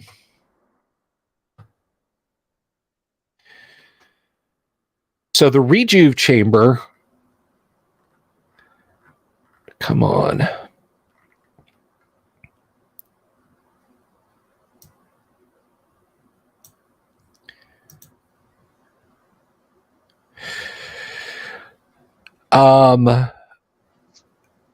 The rejuve chamber is powered by an atomic power cell. Okay. Is there a way to turn it on, or is there some sort of indicator on the atomic power cell as to whether or not it has any charge? Well, let's see. You can give me some tech rolls if you want. I will leave it up to you. You want to take a look at this? I mean, I know my way around this type of stuff, but you've proven to be excellent at it. Yeah, I actually, I might know something about this. Let's make some inspections. Oh. Okay, so you sit down, and there's a keypad. Give me a D10 roll. Am I doing this wrong? I think I am. There we go. I got a -3. Okay. Yeah, you're like, these buttons are the most worn, so it's probably this sequence here. There is a hum, and some blue lights come on in sequence up the side of it. Very science fiction-y. There's a hissing sound, and you see kind of a mist forming inside of it. Oh no. You can go ahead. That's remarkable. You can go ahead and do it again if you want to get any further, but there is a little screen, there's a little panel there that is now showing ready. I have a -2. You have a -2. Okay. The front half of this thing slowly swings open, and there's a very clean antiseptic smell that fills the air. Does it smell like oxygen and Band-Aids? Oxygen, Band-Aids, alcohol, you know. Okay, yeah, perfect. This is my kind of place. I love the smell of a juve box. Love the smell of Band-Aids in the morning. Indeed. I feel like I heard that somewhere before. Okay, you wanna give me a roll again? Yep, I will keep doing so. I'm kind of scared. Uh-oh, I got a 4. Almost the worst possible roll. Okay. Yeah, you try a couple of controls and nothing seems to change. I look at the rest of the group I and go I'm over like, and I'll get to it. I'll look over his shoulder. Are you sure? Is that really how it's supposed to work? I lean forward to conceal me typing in my password so she can't shoulder surf me. I got a -1. Yeah, you've got your own password in this thing. We just found it. Of course. Yeah, damn straight. Back doors. Back door. There is a hum and a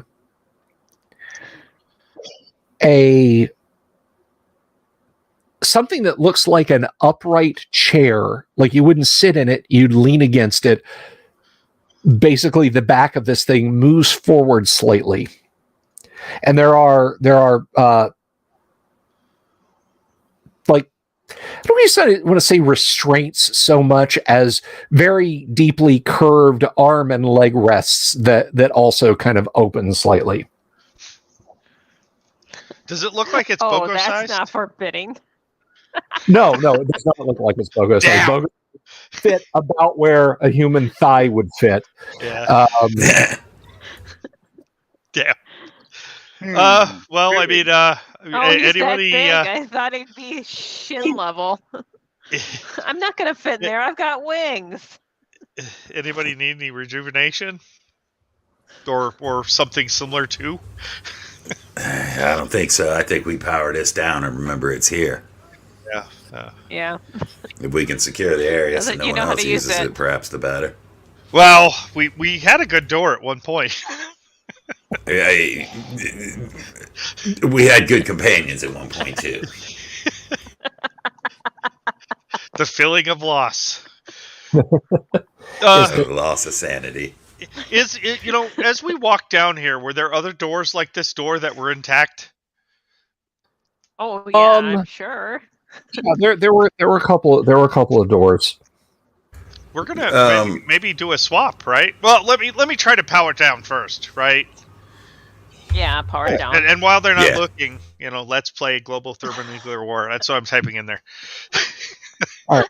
Well, to kind of get to that point where you can shut it down, you're going to have to figure. You've only mostly got it working. Oh, okay. Oh, will I keep know. looking. Let's take the skeleton and throw it in there. See what happens. How? Why not? Yeah, absolutely, 100%. We're doing that. What is it going to do? Is it going to hurt him?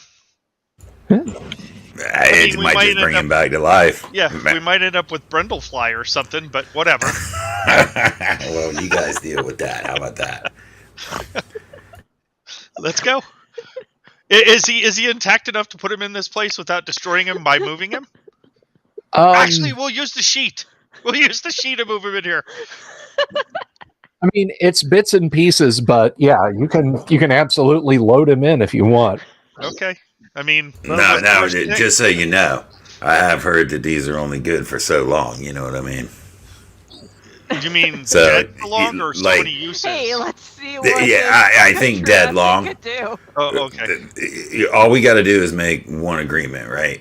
Is that the next person that uses this, since you've wasted your charge, is going to be me, assuming Okay. I need it.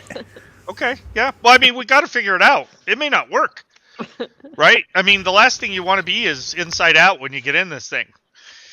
Yeah, So you're damn But straight. I sure as hell can't use the console and be in there.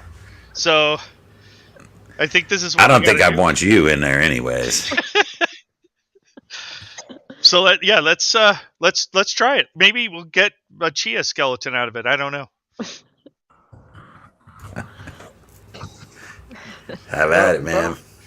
Bogo is excited about getting to play human puzzle.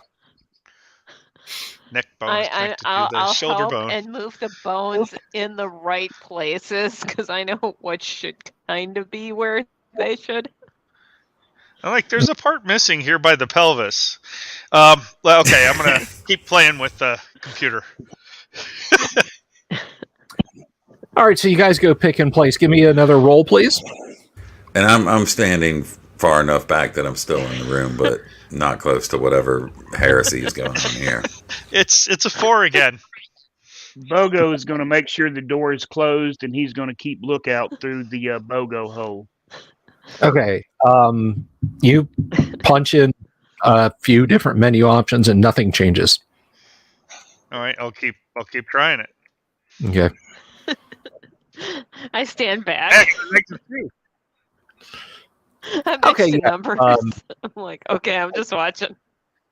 Yeah, you've got it. It's now displaying cycle main. It's got emergency defib, which you're not sure what that means, and then some strings of numbers. You're not sure what they are. Do I recognize what defib means? Or is it too archaic? Give me a D20 roll and compare it to your intelligence. Okay. My intelligence is 18. All right. And let me see what my roll is. I gotta put glasses on. Got a 15. Yes, that will help someone whose heart has malfunctioned. Okay, I explain what that means. Yeah, this guy doesn't look like he has a heart, so that's probably not going to help this time. No, it's not. So, well, pick one of the other options. I don't know. Number 6, I guess. Do any of the descriptions mean anything to me? No, unfortunately not. Okay. Give me one more roll. All right. It's a 1. It is a 1. It is okay. So yeah, you're now to something that says main menu, cycle rejuve chamber, power down, and abort. Okay. I mean, power down sounds okay. I mean, what's the worst thing can happen? Somebody's dead and we got to rejuvenate them and it doesn't work? I mean, they're dead. So, yeah, I'm going to do a power down if I can. Okay. The door swings shut. The bed-like thing with your skeletal friend on it slides back. The door swings shut, and all the lights turn off. You now know how to turn this thing off and on, and presumably activate it. Awesome. And if somebody else looks, they're going to see the skeleton and say, "Holy shit! Don't touch that." So we're good to go. Didn't work for that guy. Point. That's one way to discourage them. Yeah, this chamber doesn't work. Don't try it. Exactly. I'd put a note in there, but that might tip it off. So. Okay, so you've got the other 2 cylindrical chambers. You want to mess with those or continue on? No, we're going to find out what these are if we can. Oh, yeah. You really want to? Okay. Yeah, I do. I mean, what else can happen, right? It's Gamma World. What else can happen? You try and work they can explode. Neither one of those other chambers seems to work. It doesn't power on at all? Doesn't power on at all. It doesn't have the same kind of cables going to a power source, or it's actually built in the unit? Can I see the power source? No. Okay. Well, these ones are, they're miffed, kind of pissed off. I guess they were sad that we used their friend first. So, yeah, I mean, maybe they're good for parts. I don't know. How big are these things? They're like the size of a phone booth kind of thing? Just cylindrical?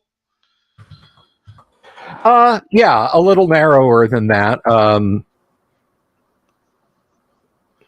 right. I mean, I'd love to be able to take these somewhere, but I don't see that being that good of a option we don't have a vehicle that big to move them around. There doesn't happen to be a hydrogen cell charger of any sort around. You don't see one immediately here in these rooms. Yeah, I'm going to keep my eyes out for one specifically. Okay. Yeah. That might be able to help you with some methane. That's about it. Yeah, I got that under control myself. All right, let's move on.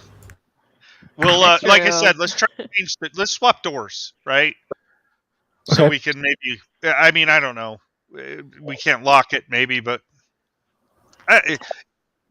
what can we do to keep this thing shut? No, the fact that the room is like. We actually could lock it. How so? Well, because there's a BOGO-sized hole in the bottom of the door. Oh, no. I mean, but somebody's going to be able to get through the BOGO-sized hole. I'm saying if we swap doors, But they're going to tell that it's been emptied and such, and there's skeletons in there. So there's not really anything that's going to hold them to this room per se. It's just going to be another room that's already been emptied. So And I'm it's- not going to worry too much about it. As far as anybody else coming up here being nosy, how do they not know that the BOGO-sized hole was made by a creature that's living inside?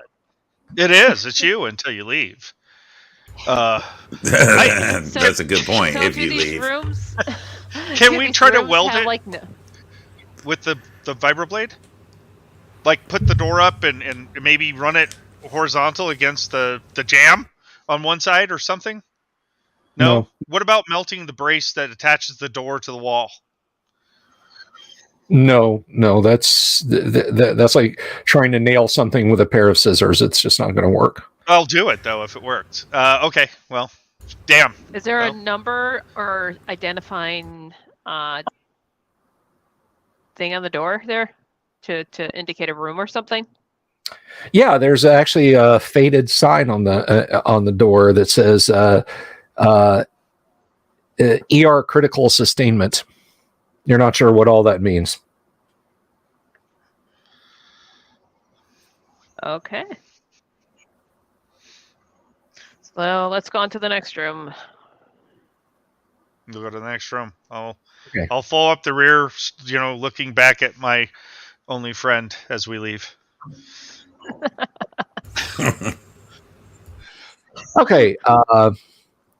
This door too is locked. There are the faded remnants of a sign. The rest are broken away. What does this sign say? There are just a few letters left. There is a GY above the letter B. Okay. Bogo, you gonna do your magic? All right, BOGO will cut a BOGO-sized hole, go through the door, open it up from the inside. All right. The gym room. You cut your mouse hole in. You go through. There is a table similar to the one in the other room. This room is largely empty, except for something that can be best described as what looks like a giant letter C that the table is lying in the midst of. And on the end of the C is a sphere that is about U in diameter. It looks like a big eyeball facing straight down at the table that's attached to the top point of the C. And there is a terminal sitting on the counter. So you pop the door open and you go in. It looks like it might be dangerous, guys. What is Bogo's con, please? BOGO's con is 14. 14. What is numbers con? Sorry, 17. 17. That's good. And what is 4077's con? 12. 12. Okay.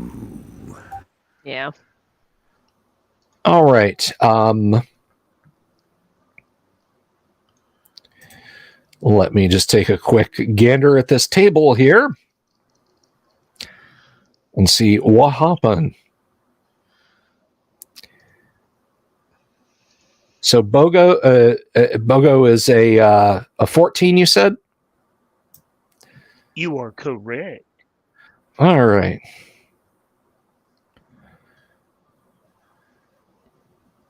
Ooh, this is going to be a fun room. And by the way, chat, BOGO is 19 inches tall, for those in chat that were wondering. I usually call him 19 inches short. But yeah. I call him 19 brain cells short. No, I'm sorry, you said numbers was con 17? Yes, sir.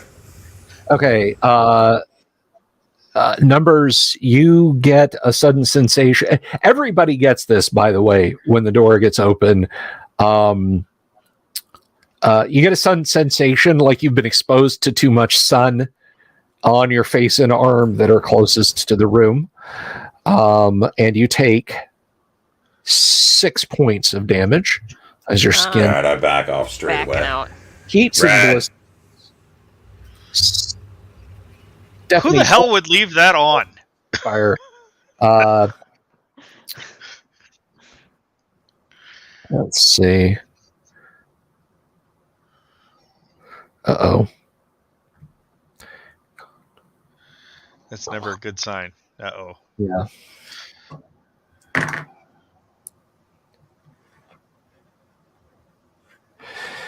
Okay.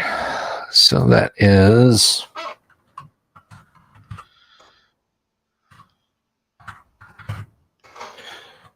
Well, 407. my question is Bogo cut the thing and then open the door? Wouldn't he be the first affected? Yes, but I'm getting to him. Okay. And Okay. He pulled the latch and opened it. Okay. So we're kind of back in various degrees in the hall. We're Yes. cutting open leaden doors. What was Bogo's con again, please? 14. A 14. Okay. We might be using that regen chamber sooner than we planned. And let's see. Doe, what is your constitution? Sorry. 13. 13. That's Bo that goes pierce tougher than, special con bonus. Bo goes tougher than you are. Bo goes tougher than you are. Hey, it's all grizzle though. Okay, so yeah, you all feel rather unwell as you pop the door open. Is it six for everybody in the party? No, the 6 points of damage was just for Rab, but the rest of you guys do feel the effects of some ARS. Okay, I'm gonna back the hell up and close the door the minute the last person gets out. I don't even think we really got in the room, other than Or Bogo. I'll close the door once Bogo gets out. Yeah. You all feel a little bit irpy. Ugh. That's probably not good. Like 2 days in a row, taking more radiation damage. Yeah, that's not so good. But Fool the good of a news is Bogo. my mouth tastes better. Keep than yourself it in there next time and leave us out of it. So I'm going to whip out the scanner. Okay. And I'm going to wave it over all of us to see what effects we've got. Okay.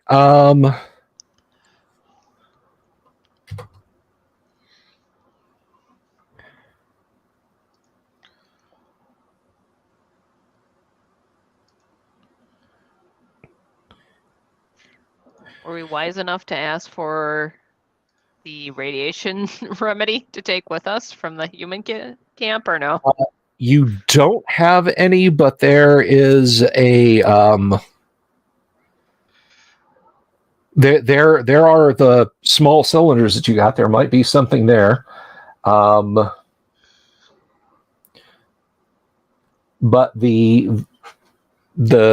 it's not a curative so much as it is you take it and then you can go into a radioactive area.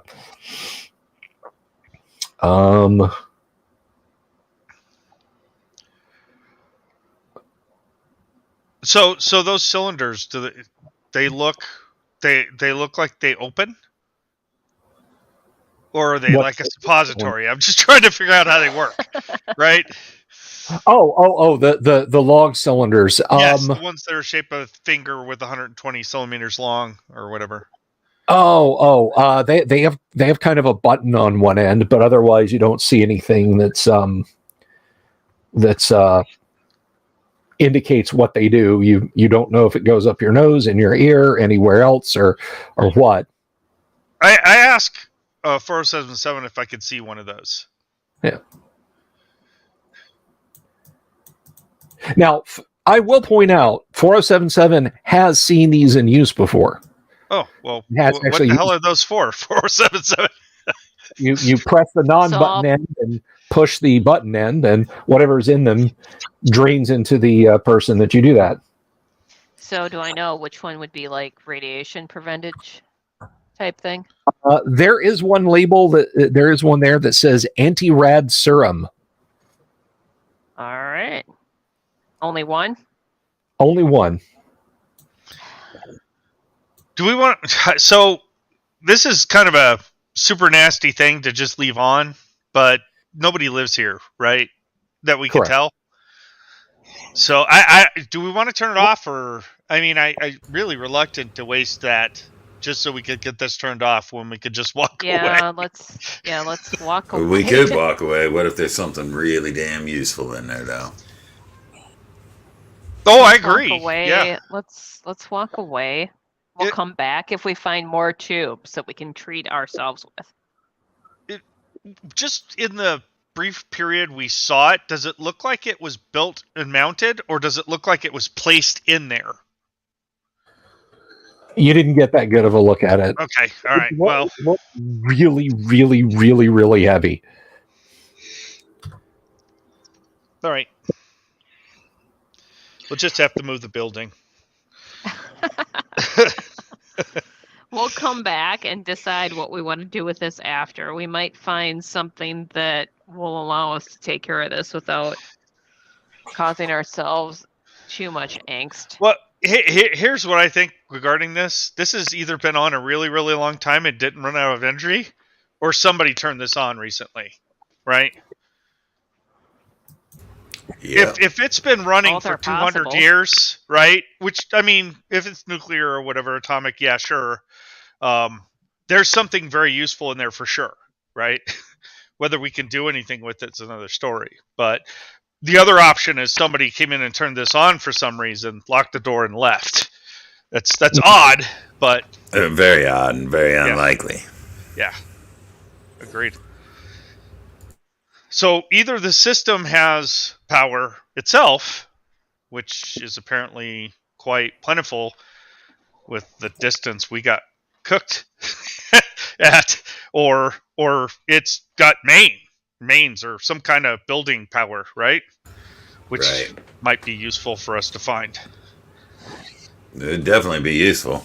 I mean, if it's a matter of that thing going up your butt, just get over it.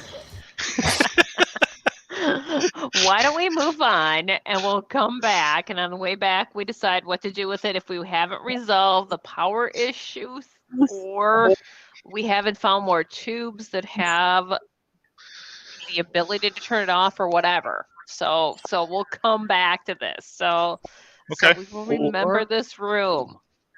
Or now, just hear me out. You I'm the smallest, so it would take And you're the longer. most concentrated. Right. Well, and plus, I got a force field. I got, I'm part beetle, so it'll be all right. I'm part cockroach.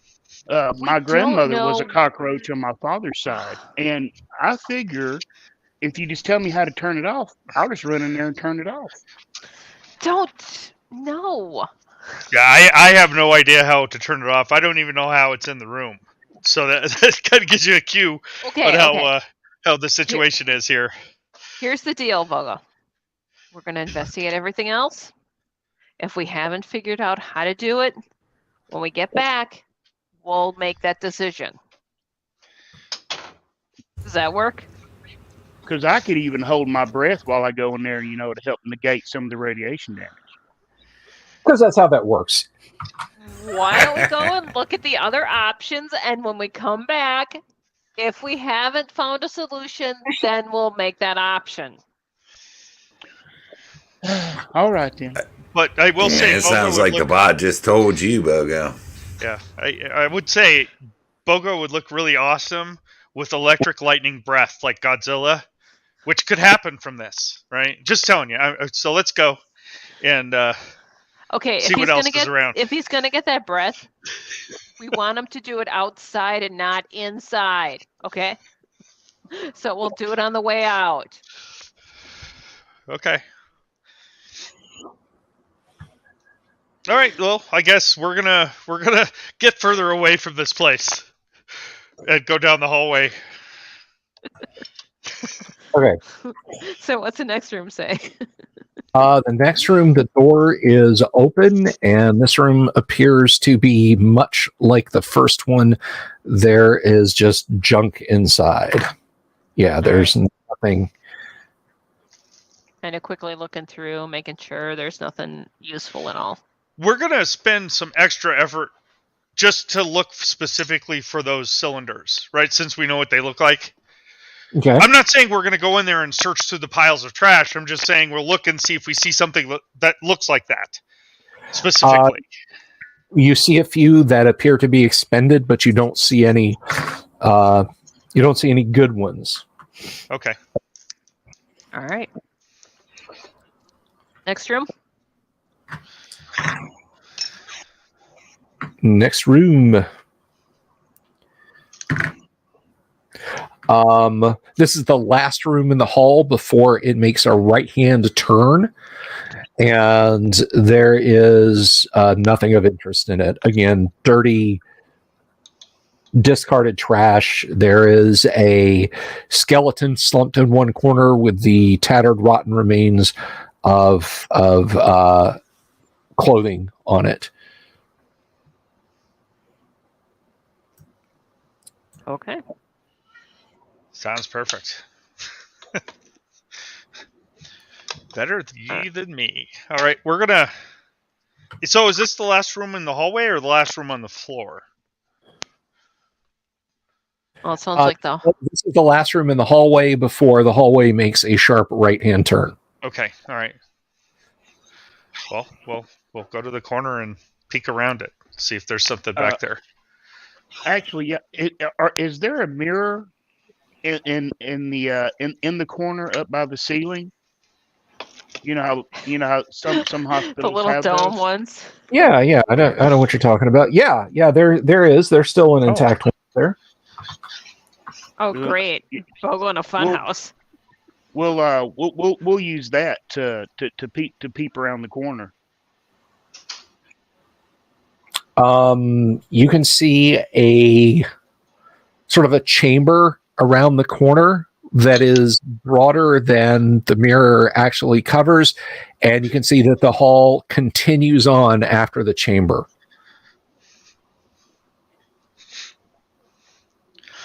Is there this the anything only in the chamber?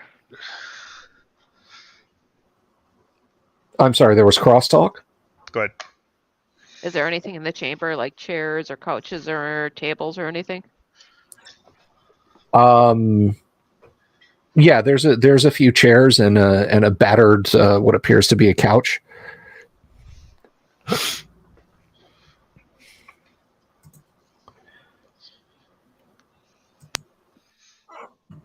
Bogo will be Captain Kirk rolling very stealthily from here on out.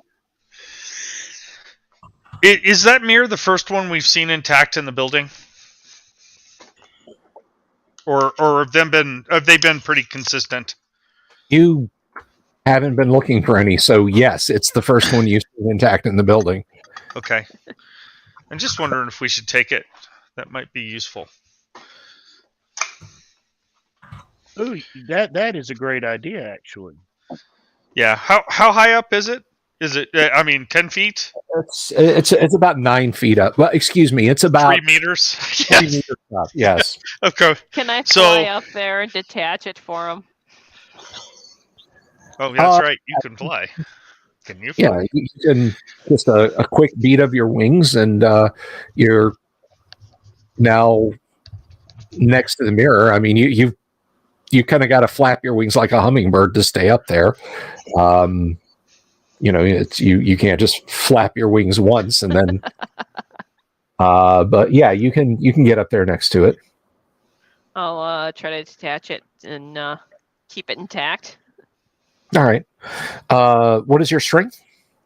My strength is 11. Okay, roll a d6, please. Oh, 6. Okay.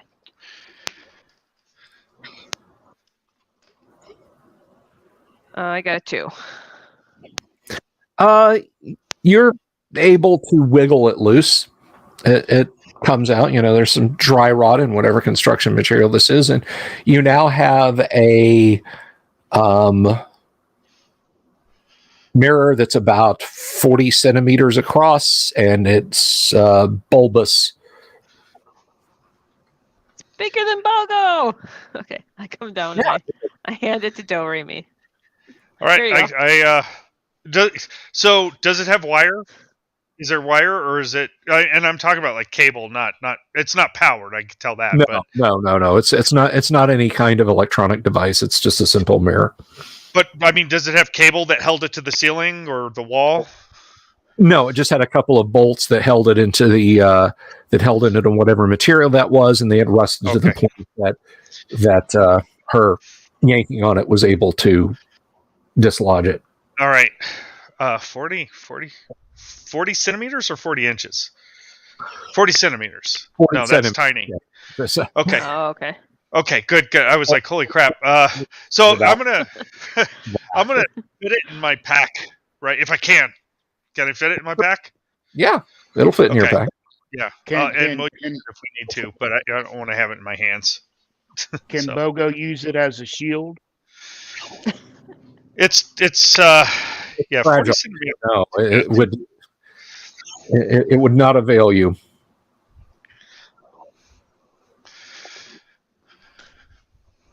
So it appears to be like a waiting room, I would think, or at least a rest area or something like that. Are there any machines in here? Or is it just the chairs? To where this is, or yeah. After we get the mirror down, we'll walk down there. Okay. So what you have is the collapsed remains of a couch. Opposite of that, on the other wall, which you couldn't see because, as I said, this chamber is wider than the hallway that precedes it, there are 4 sets of metal doors in front of you and a series of studs next to each one. The hallway continues on past that into a breezeway that has metal frames and faint shards of glass on the ground, and it is faintly overgrown with plants on either side of that. Okay.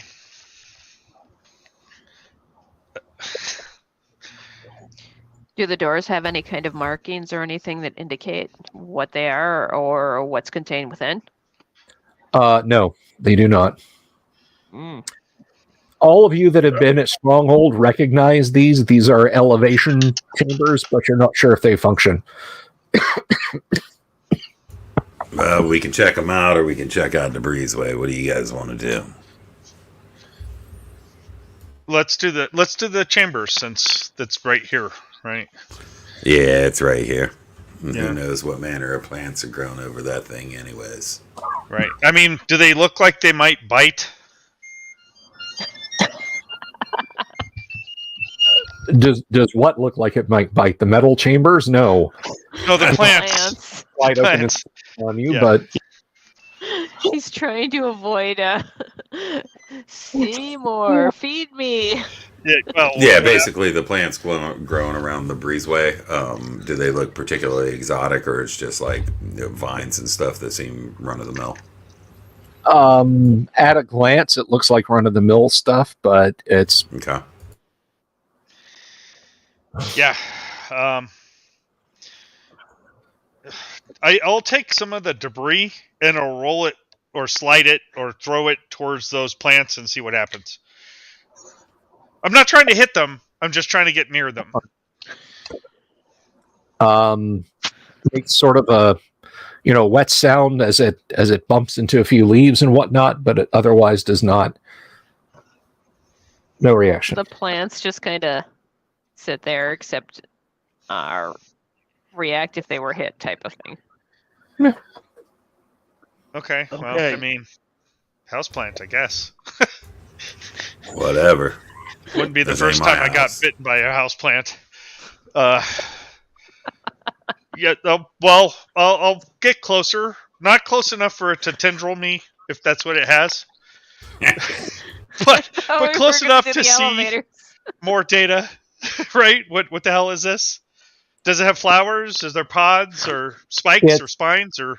It varies. There's vines, there's tendrils, there's branches. You can kind of see outside of the 2 rows of broken in windows that there are outdoor areas on the left and the right. My Bogo medical will just walk background in. will. See you later, Bogo. Bogo, you walk into the viney area. Yes, sir. All right. So my medical background, do I have any herbology or anything like that I could identify any of these plant species? You strictly work on people. Okay. Well, Bogo, you are not surprised. I'm trying to keep my wife's kitty cat from knocking the tray of dice off the table there. You are not surprised. There she goes. When vines and tendrils shoot out from either side towards you, what are you going to do? I'm going to Captain Kirk roll back out of the hallway. Roll initiative, please. I rolled a 5. You rolled a 5. Okay. You go, huh, and then you are grabbed by vines. You guys see Bogo get dragged off to the left. Well, I shouldn't say that. I should say that the plants goes first. I shouldn't just say that your auto hit there. Let me roll to see. What is Bogo's armor class, please? It is a heroic 4. It is a heroic 4. So let's see here.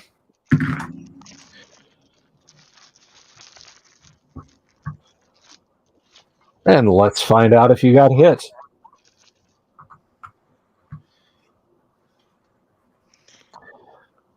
He's a dexterous little bug.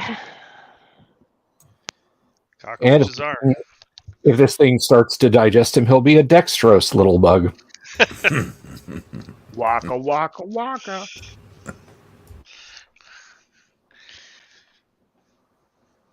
So yeah, I'm gonna say we don't go that way, right? Yeah.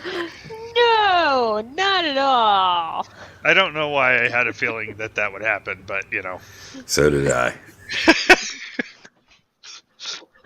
Didn't I say Seymour? Well, we've got our own little canary here to alert us to anything negative that's going to happen from the environment, so it's perfect. Damn Okay.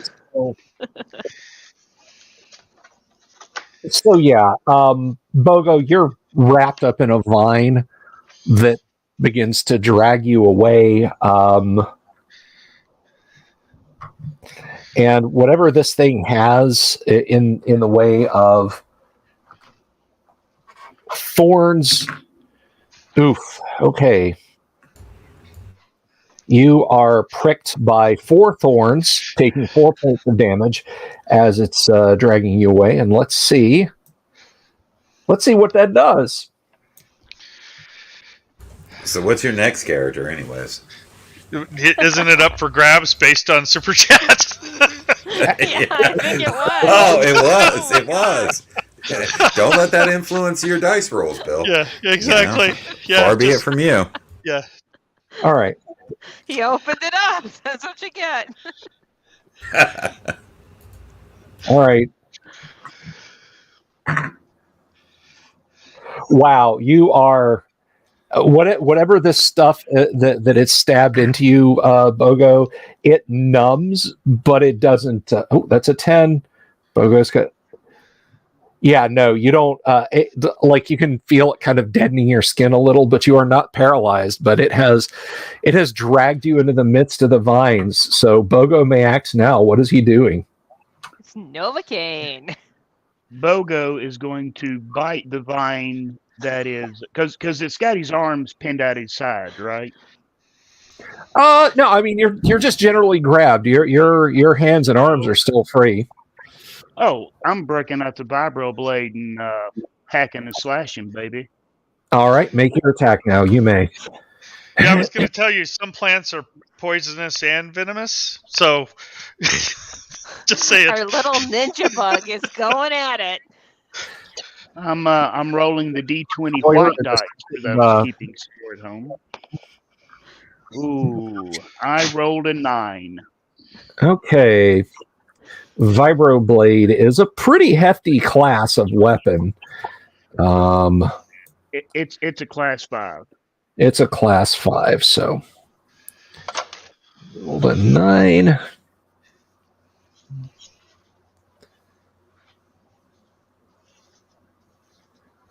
That's 5. Yeah, you're kind of flailing at it, but it's sort of tough as you're hacking away. So yeah, like Vern Troyer in the second Austin Powers movie, you're pulled away with his ee. He's dragged away into the plants. What are the rest of you guys doing? Besides laughing. Yeah. Hey, so, just do you have an idea of how far they reached out from the plant to get him? Was it You don't. meters? You don't. You don't. You just heard a rustle. You saw some vines dart in and then dart Okay. back out with Bogo. Well then, yeah, I'm not going to use my vibroblade. I'm going to shoot it from a distance, so I don't have to worry about who has the longer reach. Well, numbers goes before initiative. What is numbers doing? The best I got is gas. I'll just roll a Gasoline? tear gas grenade down there. Oh, okay. Okay. All right. So you pop a tear gas grenade and toss it in. Roll. And it's my only one, which is really unfortunate. Roll a d20 to hit. Man. It is a weapon Try class. this again. That's Yeah, a right. 18. For Bogo. All right. You roll it into what you think is the center mass. Now roll 3d6. Sorry, Bogo. Oh, it's all Maybe good. maybe it'll affect the plant. You know, you got that force field and all that. That's 9. And your hard shell. Let's see. So, Bogo, that does not affect you. Nice.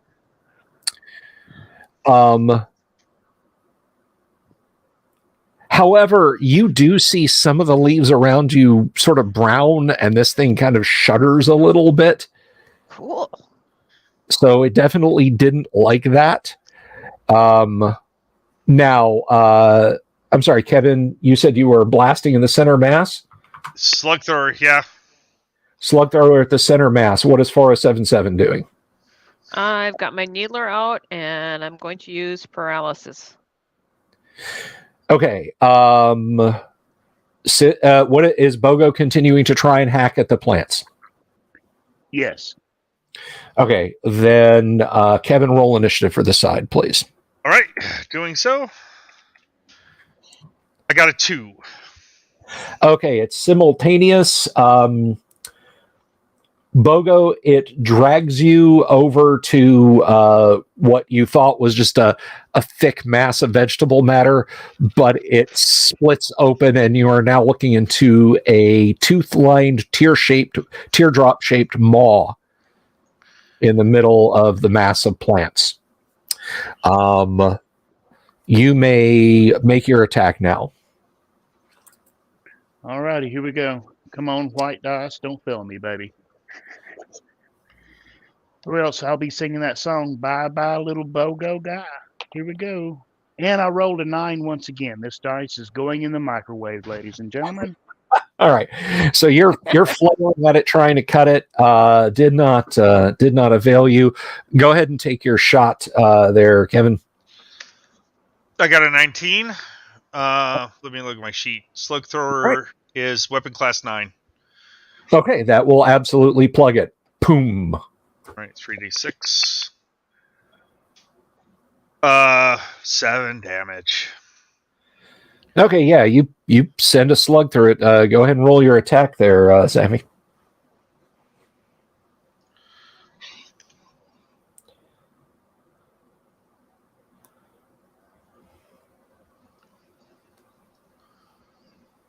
Is that me? Yes, That's you. not Sammy Davis. He's not the part of this time. So what am I rolling? It's a D20. I'm telling you, they're playing a game. It's like after a nuclear war, but it's crazy.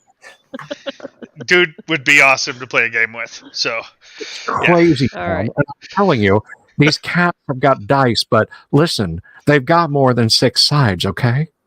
It's an absolute gas. It's a 17. It's a 17. That will hit. So roll 3d6 for your strength of poison from your die.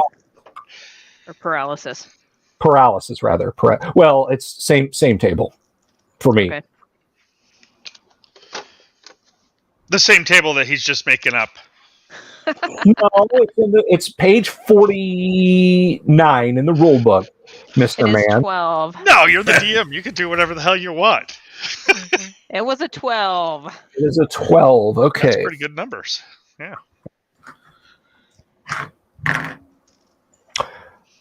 Okay, well, your dart sinks into a mass of vegetable matter, and now the entire mess is starting to convulse and thrash. Vines that were up, obviously seeking new prey in y'all's direction, begin to kind of flop over, and you can feel them weakening around you, Bogo. So, in the next round, what is Bogo going to do? Are they weakened enough to a point where I can like get out of the grasp and run? You think so? Okay, then that is 100% what Bogo was doing. Okay, I'm sorry, I always do this. What is Numbers Rab doing? Is that preternatural dex that lets you act before anyone else? I'm going to observe at the moment, seeing how that stuff fell over. I don't want to shoot anybody by accident. All right, what is 4077 doing? I'll use another poison dart. Or paralysis. I can talk today. Thank you. That's fine. And what about Doe? So is the plant on the left side the same as the plant on the right side? Or are they two plants? You don't know. I'm going to shoot the one on the right side just because. Okay. All right. Why don't you roll initiative, please, Steffi? It's crazy, man. It's crazy. All right, hang on. I'm rolling I was die cutting up here. a star fruit because I am in. This looks like it belongs on Liz Taylor's hand, man. I'm telling you. I rolled a 4. Okay, it's simultaneous action. All the tendrils and vines and so forth just kind of slump to the floor. Bogo, its mouth is still open, but it's not trying to actively stuff you in it. But you can leap away from that as the tentacles just all sort of flop down. You're plugging the mass off to the right. Go ahead and give me a 2-hit roll. 7. Class 9 weapon. Boom, plang. You hear your bullet impact somewhere in the midst of it. You're not sure if you hit it or the ground or what have you. You can roll some damage if you want. Okay. And it's 14 this time. Not a bad roll. Okay, so with that done, there's now the plant mass thing is no longer moving. There's the faint minty smell of capsaicin wafting through the air. Bogo, you have rolled away from this thing's maw. You are in an extremely overgrown area. You cannot see. You can see where it pulled you through the mass of shrubs and whatnot, but you don't see like walls or anything around you. You're just in the midst of heavily overgrown plants. Can he hear us? Oh yeah. He was just a few meters, pulled a few meters away. Bogo's going to run back the way he was pulled in there. Okay. All right. You're back out, and there are your friends.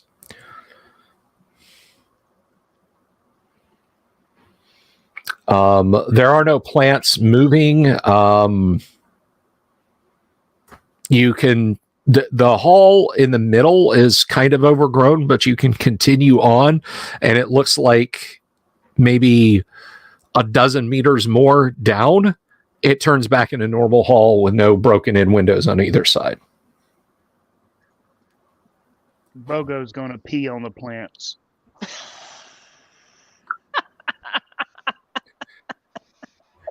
Your emesis is received in a neutral manner. Dude, Is stop that a eating whole that. dominance thing there? Stop eating that asparagus, man. That's just gross. T-poses over. Just as God intended. Okay. What do you guys wish to do? Want to check out the love platforms? Yes. Anything but this. I don't particularly like this part. I We would walked ascend away him from in the again once this is chambers, over. But What happens if we leave a hospital arboretum unattended after a nuclear war for 167 years? Let's ask our adventurers. It tries to eat you. Yeah. Okay, so you basically retreat back to the elevator lobby. You have the 4 doors. it's a foyer. It's not a lobby, it's a foyer. One does not simply walk into 4 doors. So what are you guys going to do? Now these they look intact from this side at least, or they don't. Do they have like a window, or are they just metal doors? They're just metal doors. Okay. Are there buttons next to them? Yes, there are. I had said they were. Do the buttons have any kind of markings on them? No, they don't. Because it only goes 1 floor, probably. I put my sleeve over my hand and I hit the button with the sleeve. Okay. So your left to your right, which buttons are you pushing next to which setup? So it's button, door, or door, button. There's a panel of buttons. There is a door. There's a panel of buttons. There is a door. Okay, And so, I'm going to do the far left one. Yeah. okay. Just like the game system. You push it and nothing happens. I push it a bunch of times. A bunch of times the same thing happens. Okay. Well, damn it. Didn't work. Well, sorry, guys. Does the button light up? No. Try another one. Yeah, I'm going to go to the next button. That seemed to work so Panel well over. the last few times. Yeah. I'll go over the next panel and start hitting the button on that side. Okay. You press one of the buttons. It lights up. There's a ding, and the metal doors slowly grind open. I step back so I'm not directly in the opening. You should have said you were doing that before you through. pressed the button. Damn it. Bogo's standing in the opening. I ain't scared. Yeah. Well, Also You're extremely over, lucky. Bogo. there's another one of those. There's another one of those table-like devices, but there is nothing. There's nothing in here. Bob's super chat to recap. as always, if I demand a super chat, it's a joke. If you guys give them, they're greatly appreciated. But anyway, so yeah, you push a button, it slides open. It is empty except for one of those frame-like devices that has a narrow bed on it, is just kind of sitting in the midst of it. Is it metal? The whole thing? Yes, it is metal, and there is some highly dust-covered cloth sitting on top of it.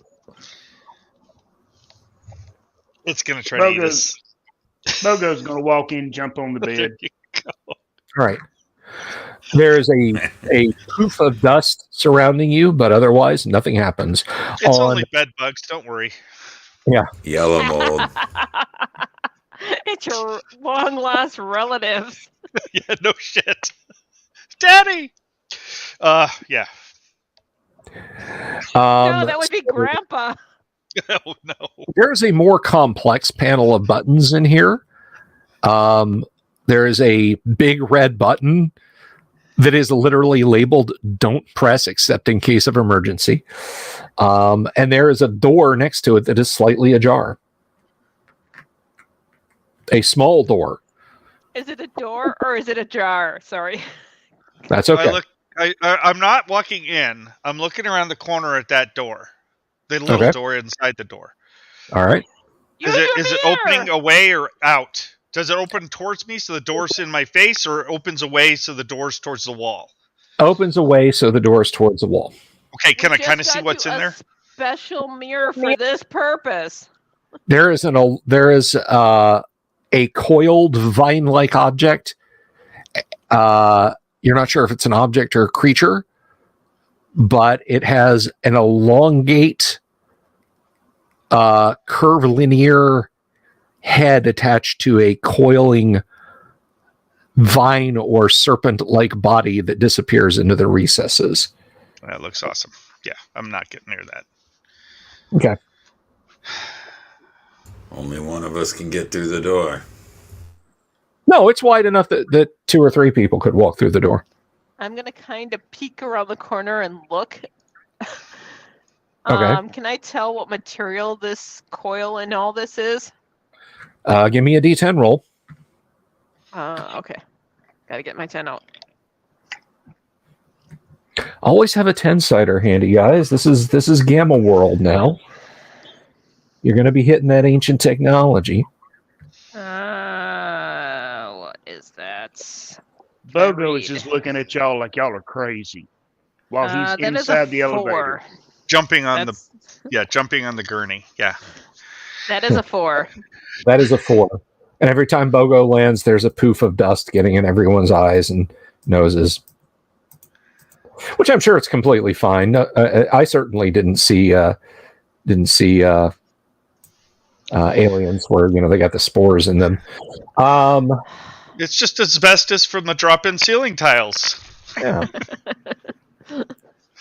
But, I just have to say to my audience and my players, just for a brief pause, that always cracks me up when people say, why can't they just make affordable housing out of that building that's 50 years old they're demolished? Damn straight. Yeah. They can, and they could re-rent it every 10 years.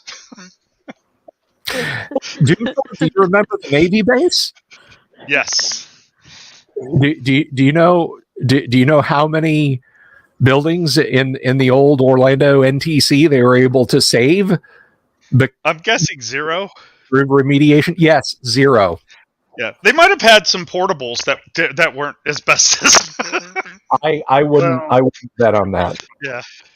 As a baby of the 70s, a child of the 80s, I have to go on record in saying lead paint tastes very good. I'm just going to put that out there. Very chewy. Yes. Okay.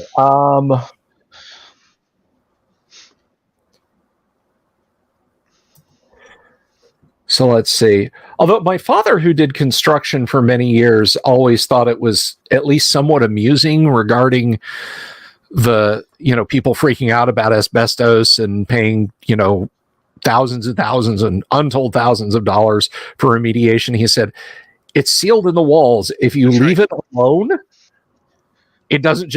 When it generates the dust and causes the health problems, is when you start swinging a hammer to knock it down to do the remediation. Yeah, demoing it causes the issue. Yeah.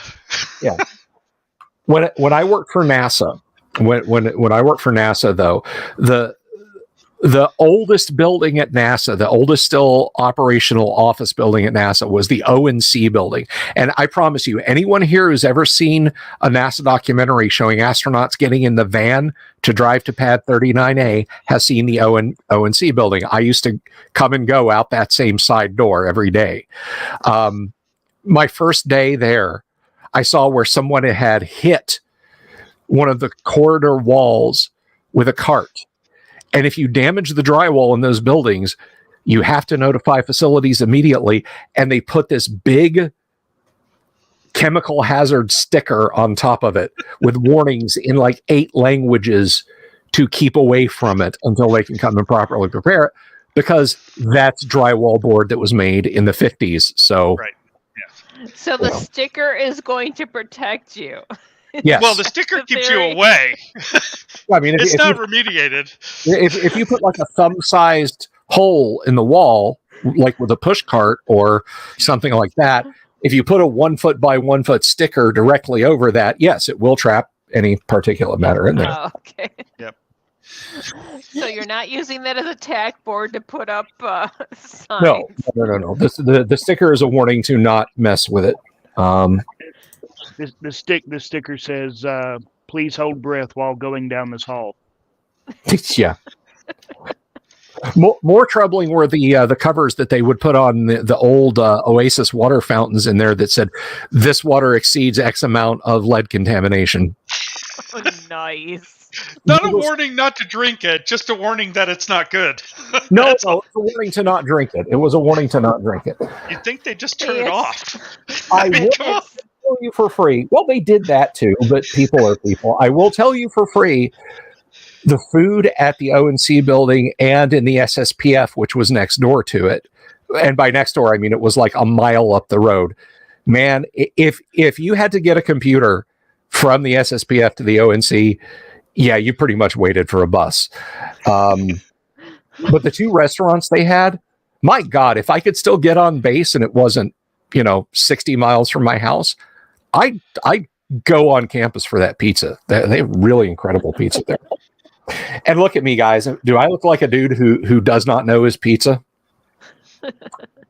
Okay, getting back to the game and the elevator. 4077, what did you roll on your D10? A 4, correct? Yes. All right, let's look at the matrix. Oh, that's a critical failure. The object explodes and everybody takes a D6 damage. No. Yeah, it's definitely an inanimate technological object of some kind. It's not a living creature at all. Do you want to keep messing with it, or? Yeah, I'm gonna poke at it a little bit. Kind of look a little bit more, see if I can kind of. Okay.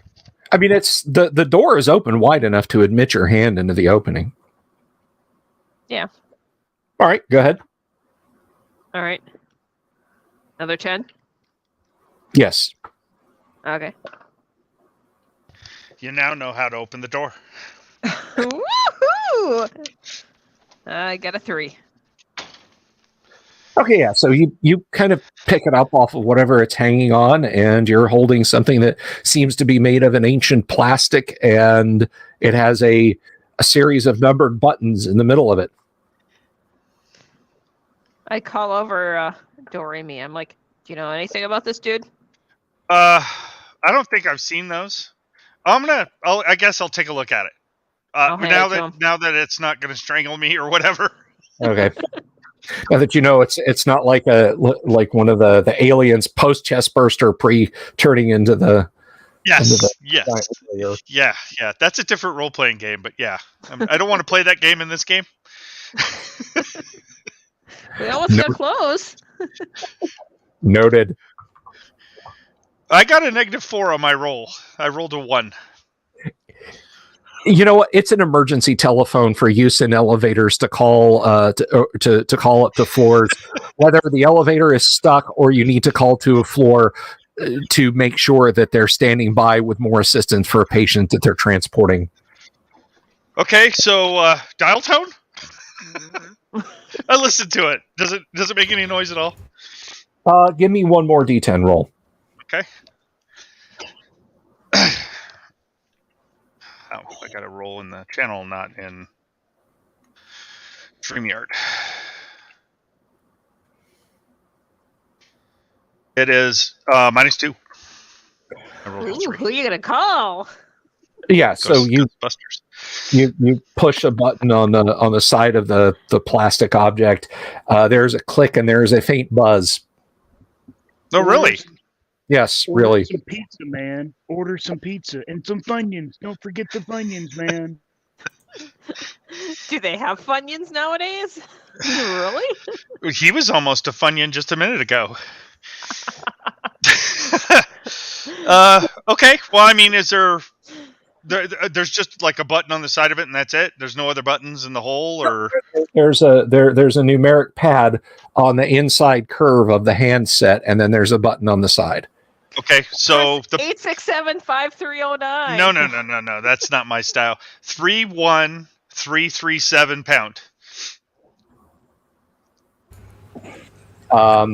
There's a series of beeps, and it makes this kind of atonal rhythmic buzzing, and then goes back to the faint buzz.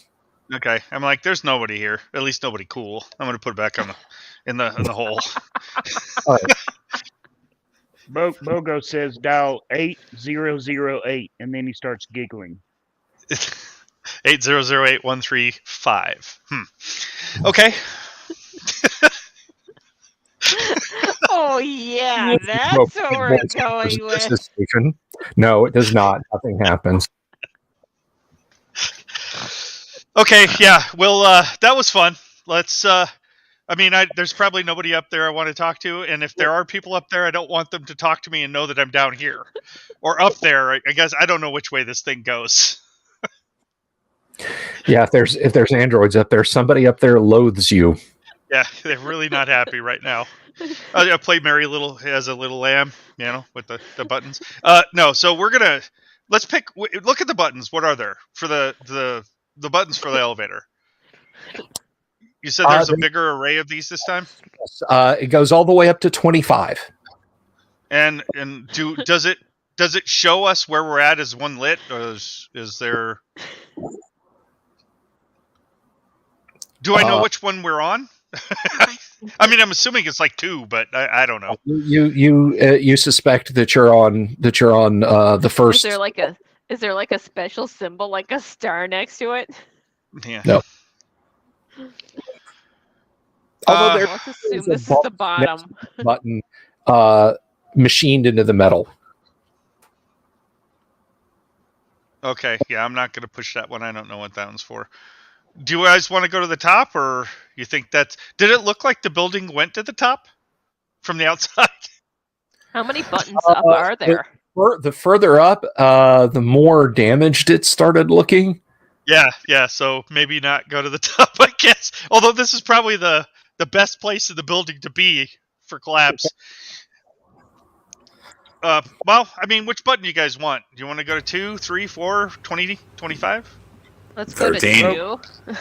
Oh, 13? you're lucky number. Bogo Let's goes go to up and 2. just starts pushing all the numbers that his little hand can reach. Oh man, Bogo! Did they have the Bogo. anti-lock out for this? So he can't hit all the buttons and run?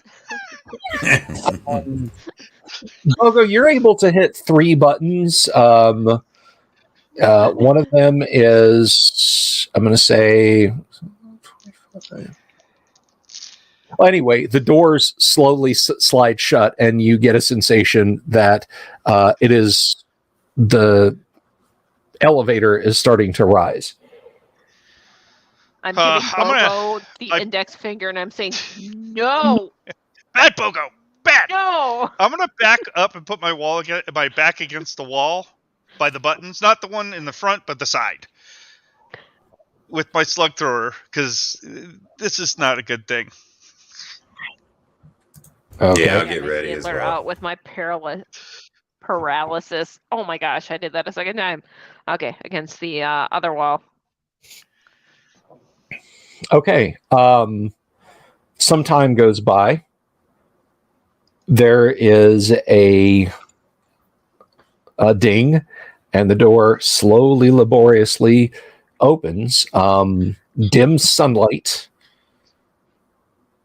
you can see shining through the hall that is beyond. The room that's beyond seems very similar to the one that you just left. Okay. Are we any vacate? buttons lit on the wall? Did he push another button above this floor? He did not push it. Well, awesome. that depends. He was able to hit 2 other buttons all at the bottom of the row that you guys are. Okay. I'm going to stay in the elevator. I'm going to wait. I'll look out, but I'm going to wait. Just to see. Okay. Looking out, you get a brief glimpse of a curving hallway to your right. There is nothing to the left, but a curving hallway to the right. And there are windows that are exposed to the element. You can see glass and various detritus on the floor. You glimpse some doors and maybe left turn from the hallway at the end, but then you hear ding and the doors touch your front and back, and you'll either have to pull in or the doors will bump into you. All right, I'm going to back up so the doors can close, or I'll move any obstruction. Okay, there is a clunk, and you guys can feel the chamber you're beginning to rise again. So the number that is no longer lit on the buttons, I'm going to make note of that. Okay. I'll wait for it to open, but again, I'm going to keep my back to the side of the. I'm going to just look out the side with my neck, because that's the safest thing to expose. Is this the last button that's lit up that's going to disappear? Or are there more buttons lit up yet? There is one button after this one. The button that was lit up was 8. The next button is 16. Oh shit.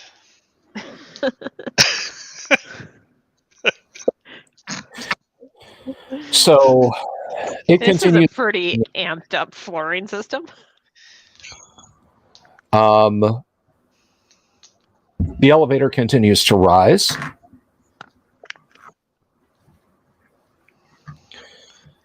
Unless this is really bad in this next stop, we probably should get out. Sadly enough. All right, well, let's see. What is the next colored button what is the number on it? It's 16. 24. Oh, shit. Well, the one you're going to is 16. The next one after that one is 24. Yeah, I'm waiting to get out of the elevator, but I'm not going to do so until I see what the hell I'm getting out into. Okay.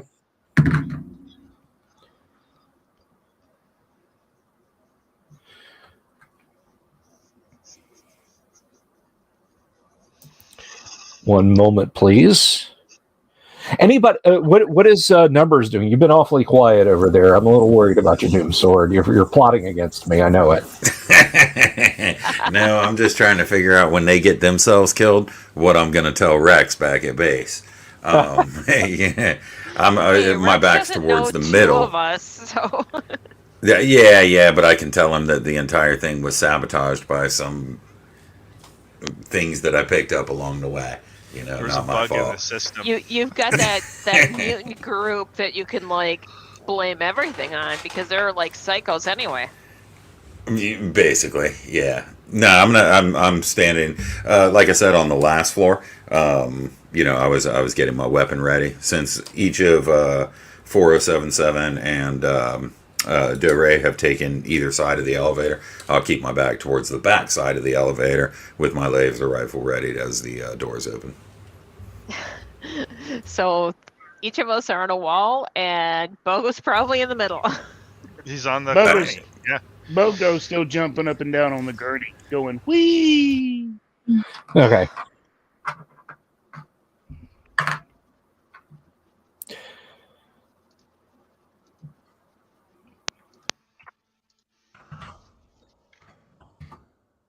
So you're going up.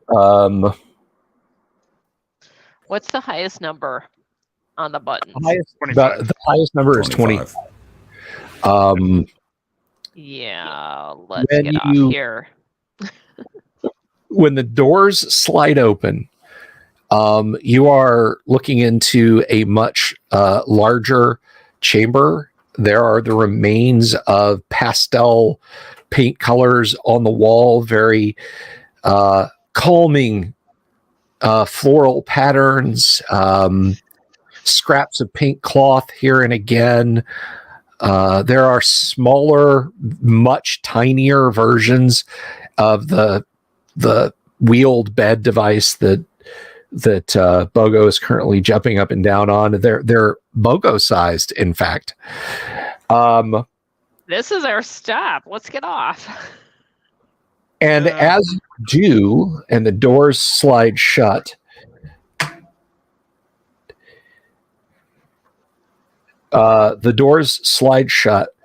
stepping out from behind there's like a large central table in this area, and this is dimly lit by some kind of lighting system that is still active and daylight pouring into the windows, are two large canid-like creatures, and they regard you. They look at each other. They look at you guys again and begin to howl and cower. They have wicker shields, and they have large clubs. They're tall, by the way. Their heads are up near the ceiling. They are about 3 meters tall.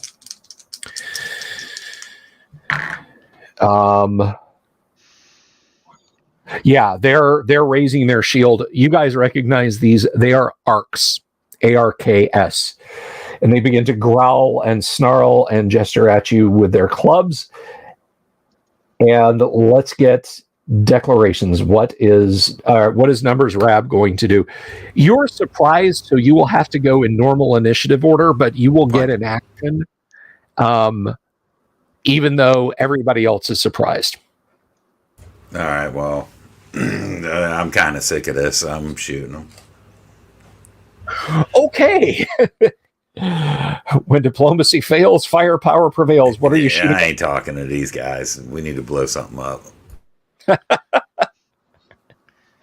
All right. 4077, you're surprised. Doremi is surprised. Bogo is surprised. Go ahead and roll initiative, please. Numbers. It's a 5. It is tied, and they both leap forward and proceed to attempt to pound on 4077 with their clubs. Guess I made the right choice. So you are blasting as they are leaping. So go ahead and roll your attack, and I'll roll their attacks. All right.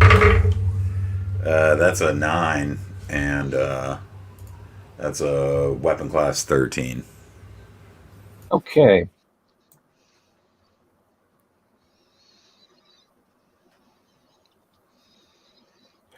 That hits one of them. Roll your damage. Sweet.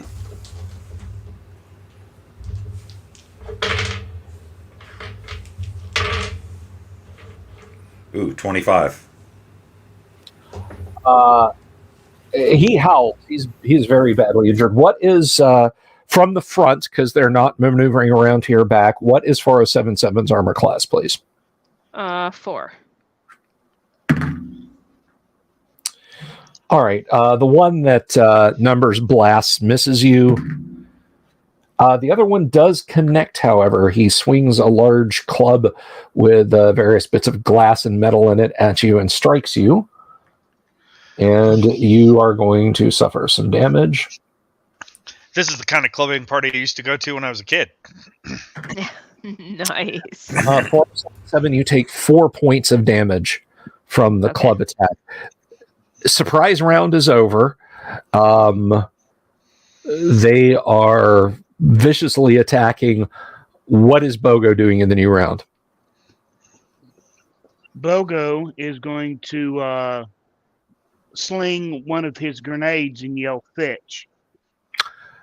These things are like face to face with you. They surprised you and jumped out and were up to melee with you. You can use a grenade, but you will take some damage, and likely your friends will take some damage also. Oh, okay. I didn't realize that they were that close to us. They are that close. Please don't Jim Ward us. Bogo is Bogo's gonna jump on the one that just hit 4077, like physically jump on him. Okay, I'll just treat it as a punch, which from Bogo will be like a D2 damage. No, I mean like I'm going to physically jump onto his body. Okay, all right. Well, we'll see what happens. Grappling, that'll work. Yeah, I'll just use the AD&D grappling because it was simple. Put your little claw fingers in his eyes. Yeah. Okay, what is 4077 doing? I've got my You dialing for Actually, toxin for paralysis? I will be doing poison.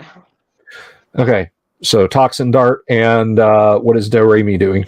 He's shooting the slug thrower at these things. Whichever one's closest. I'm assuming Numbers is going to try and fry one of these things again. Yeah, please. Okay, go ahead.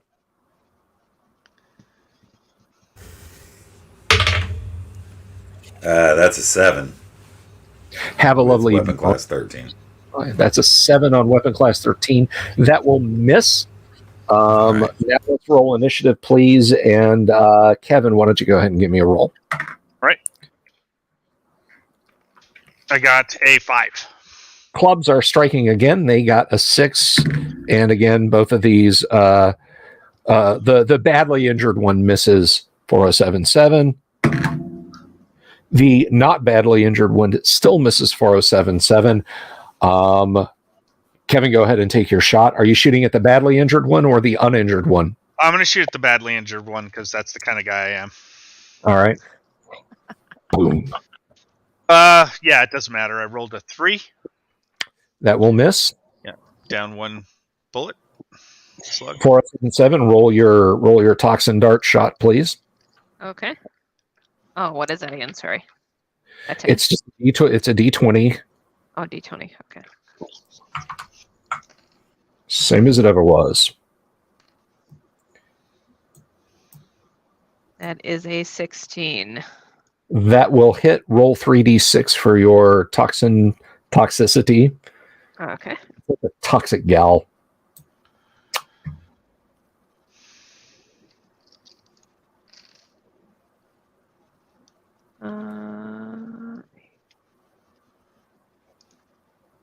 That is 13.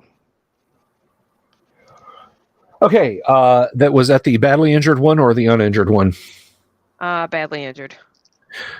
Okay, he drops to the floor. That leaves Bogo to try and leap onto the remaining arc. Go ahead and roll it. All righty, here we go. I rolled a 9. That will not hit. He jumps backward. In the new round, what is Numbers Rab doing? No, I'll take the final shot on this hydrogen cell before I have to reload. All right. Go ahead and roll your attack. All right. That's an 18. That will hit. Your damage.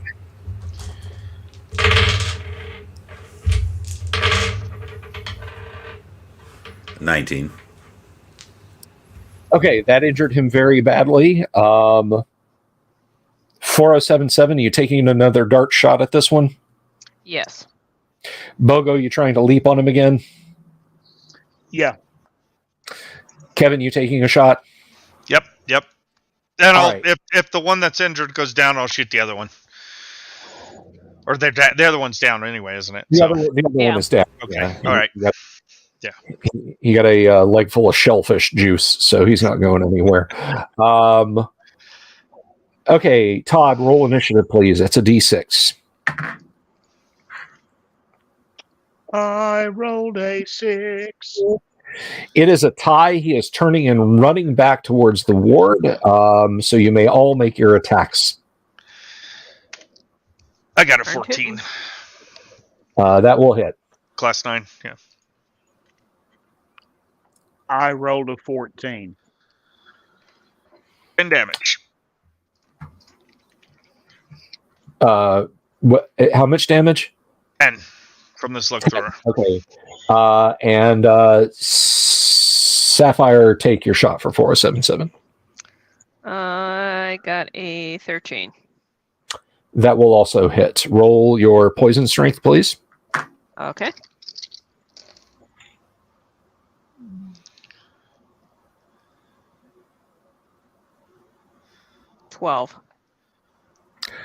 A 12. Let me just double check that drops him. So unfortunately, Bogo, you leap onto his back, and he is then shot and darted and fall. You just ride him to the floor, and he's down. You beat him, Bogo. Yeah, it was Stick too a late. dagger in his back. Yeah, you knocked him down, buddy. I bite him in the ear. Are you gonna pee on him too? He Yes, does I not. am. All right. Well, he doesn't react to that. So we'll get to what is in this ward next week. I think we're going to go ahead and wrap up there. I'd like, of course, to thank the audience. You guys, you brought the pain with the supers, and that was awesome because you wanted to hear the Sean Connery impressions. So thank you, everyone who threw out a super tonight. That was super awesome of you. Guys, please, if this is your first time coming by, understand that this is more or less what we do. We do old school gaming and old school gaming related topics on the live streams here. And if you like that sort of thing, please click the like button, click the subscribe button, and the bell icon for notifications. We are almost, not quite, but almost at 4,000 subs on the channel, which is big numbers for me. And I really appreciate the outpouring of support. We will be back next Friday night with more classic Gamma World First Edition. So I would like to say thank you to our adventurers, Doomsword, of course, as Numbers Rab. Thank you. Thanks, guys. Of course, Sapphire as 4077, always appreciated. Awesome. Thank you, folks. Kevin, of course, is Do Re Mi, your fourth character in this campaign. Yeah, one was lost due to hard drive crash. 2 died because they sucked, and this one, yeah. There you go. Character number 4. Well, and next week, you guys might have Rex Dashington back with you, but we'll see. That would be awesome. Yeah, a guy in power armor you can hide behind. And of course, the one and only Bogo Jorts. Thank you, Todd, for being here. Bye-bye. And I am going to get out of here too, guys. Everyone, have a lovely evening. Thank you all for hanging out. And I, of course, will see you all next week. Have you seen my owl bear?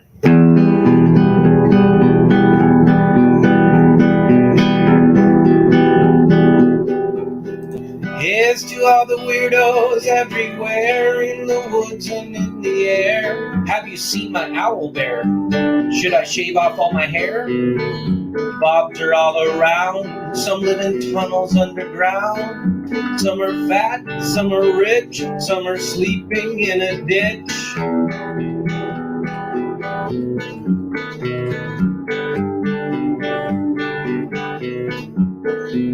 Can you ride a crooked horse without a saddle way off course?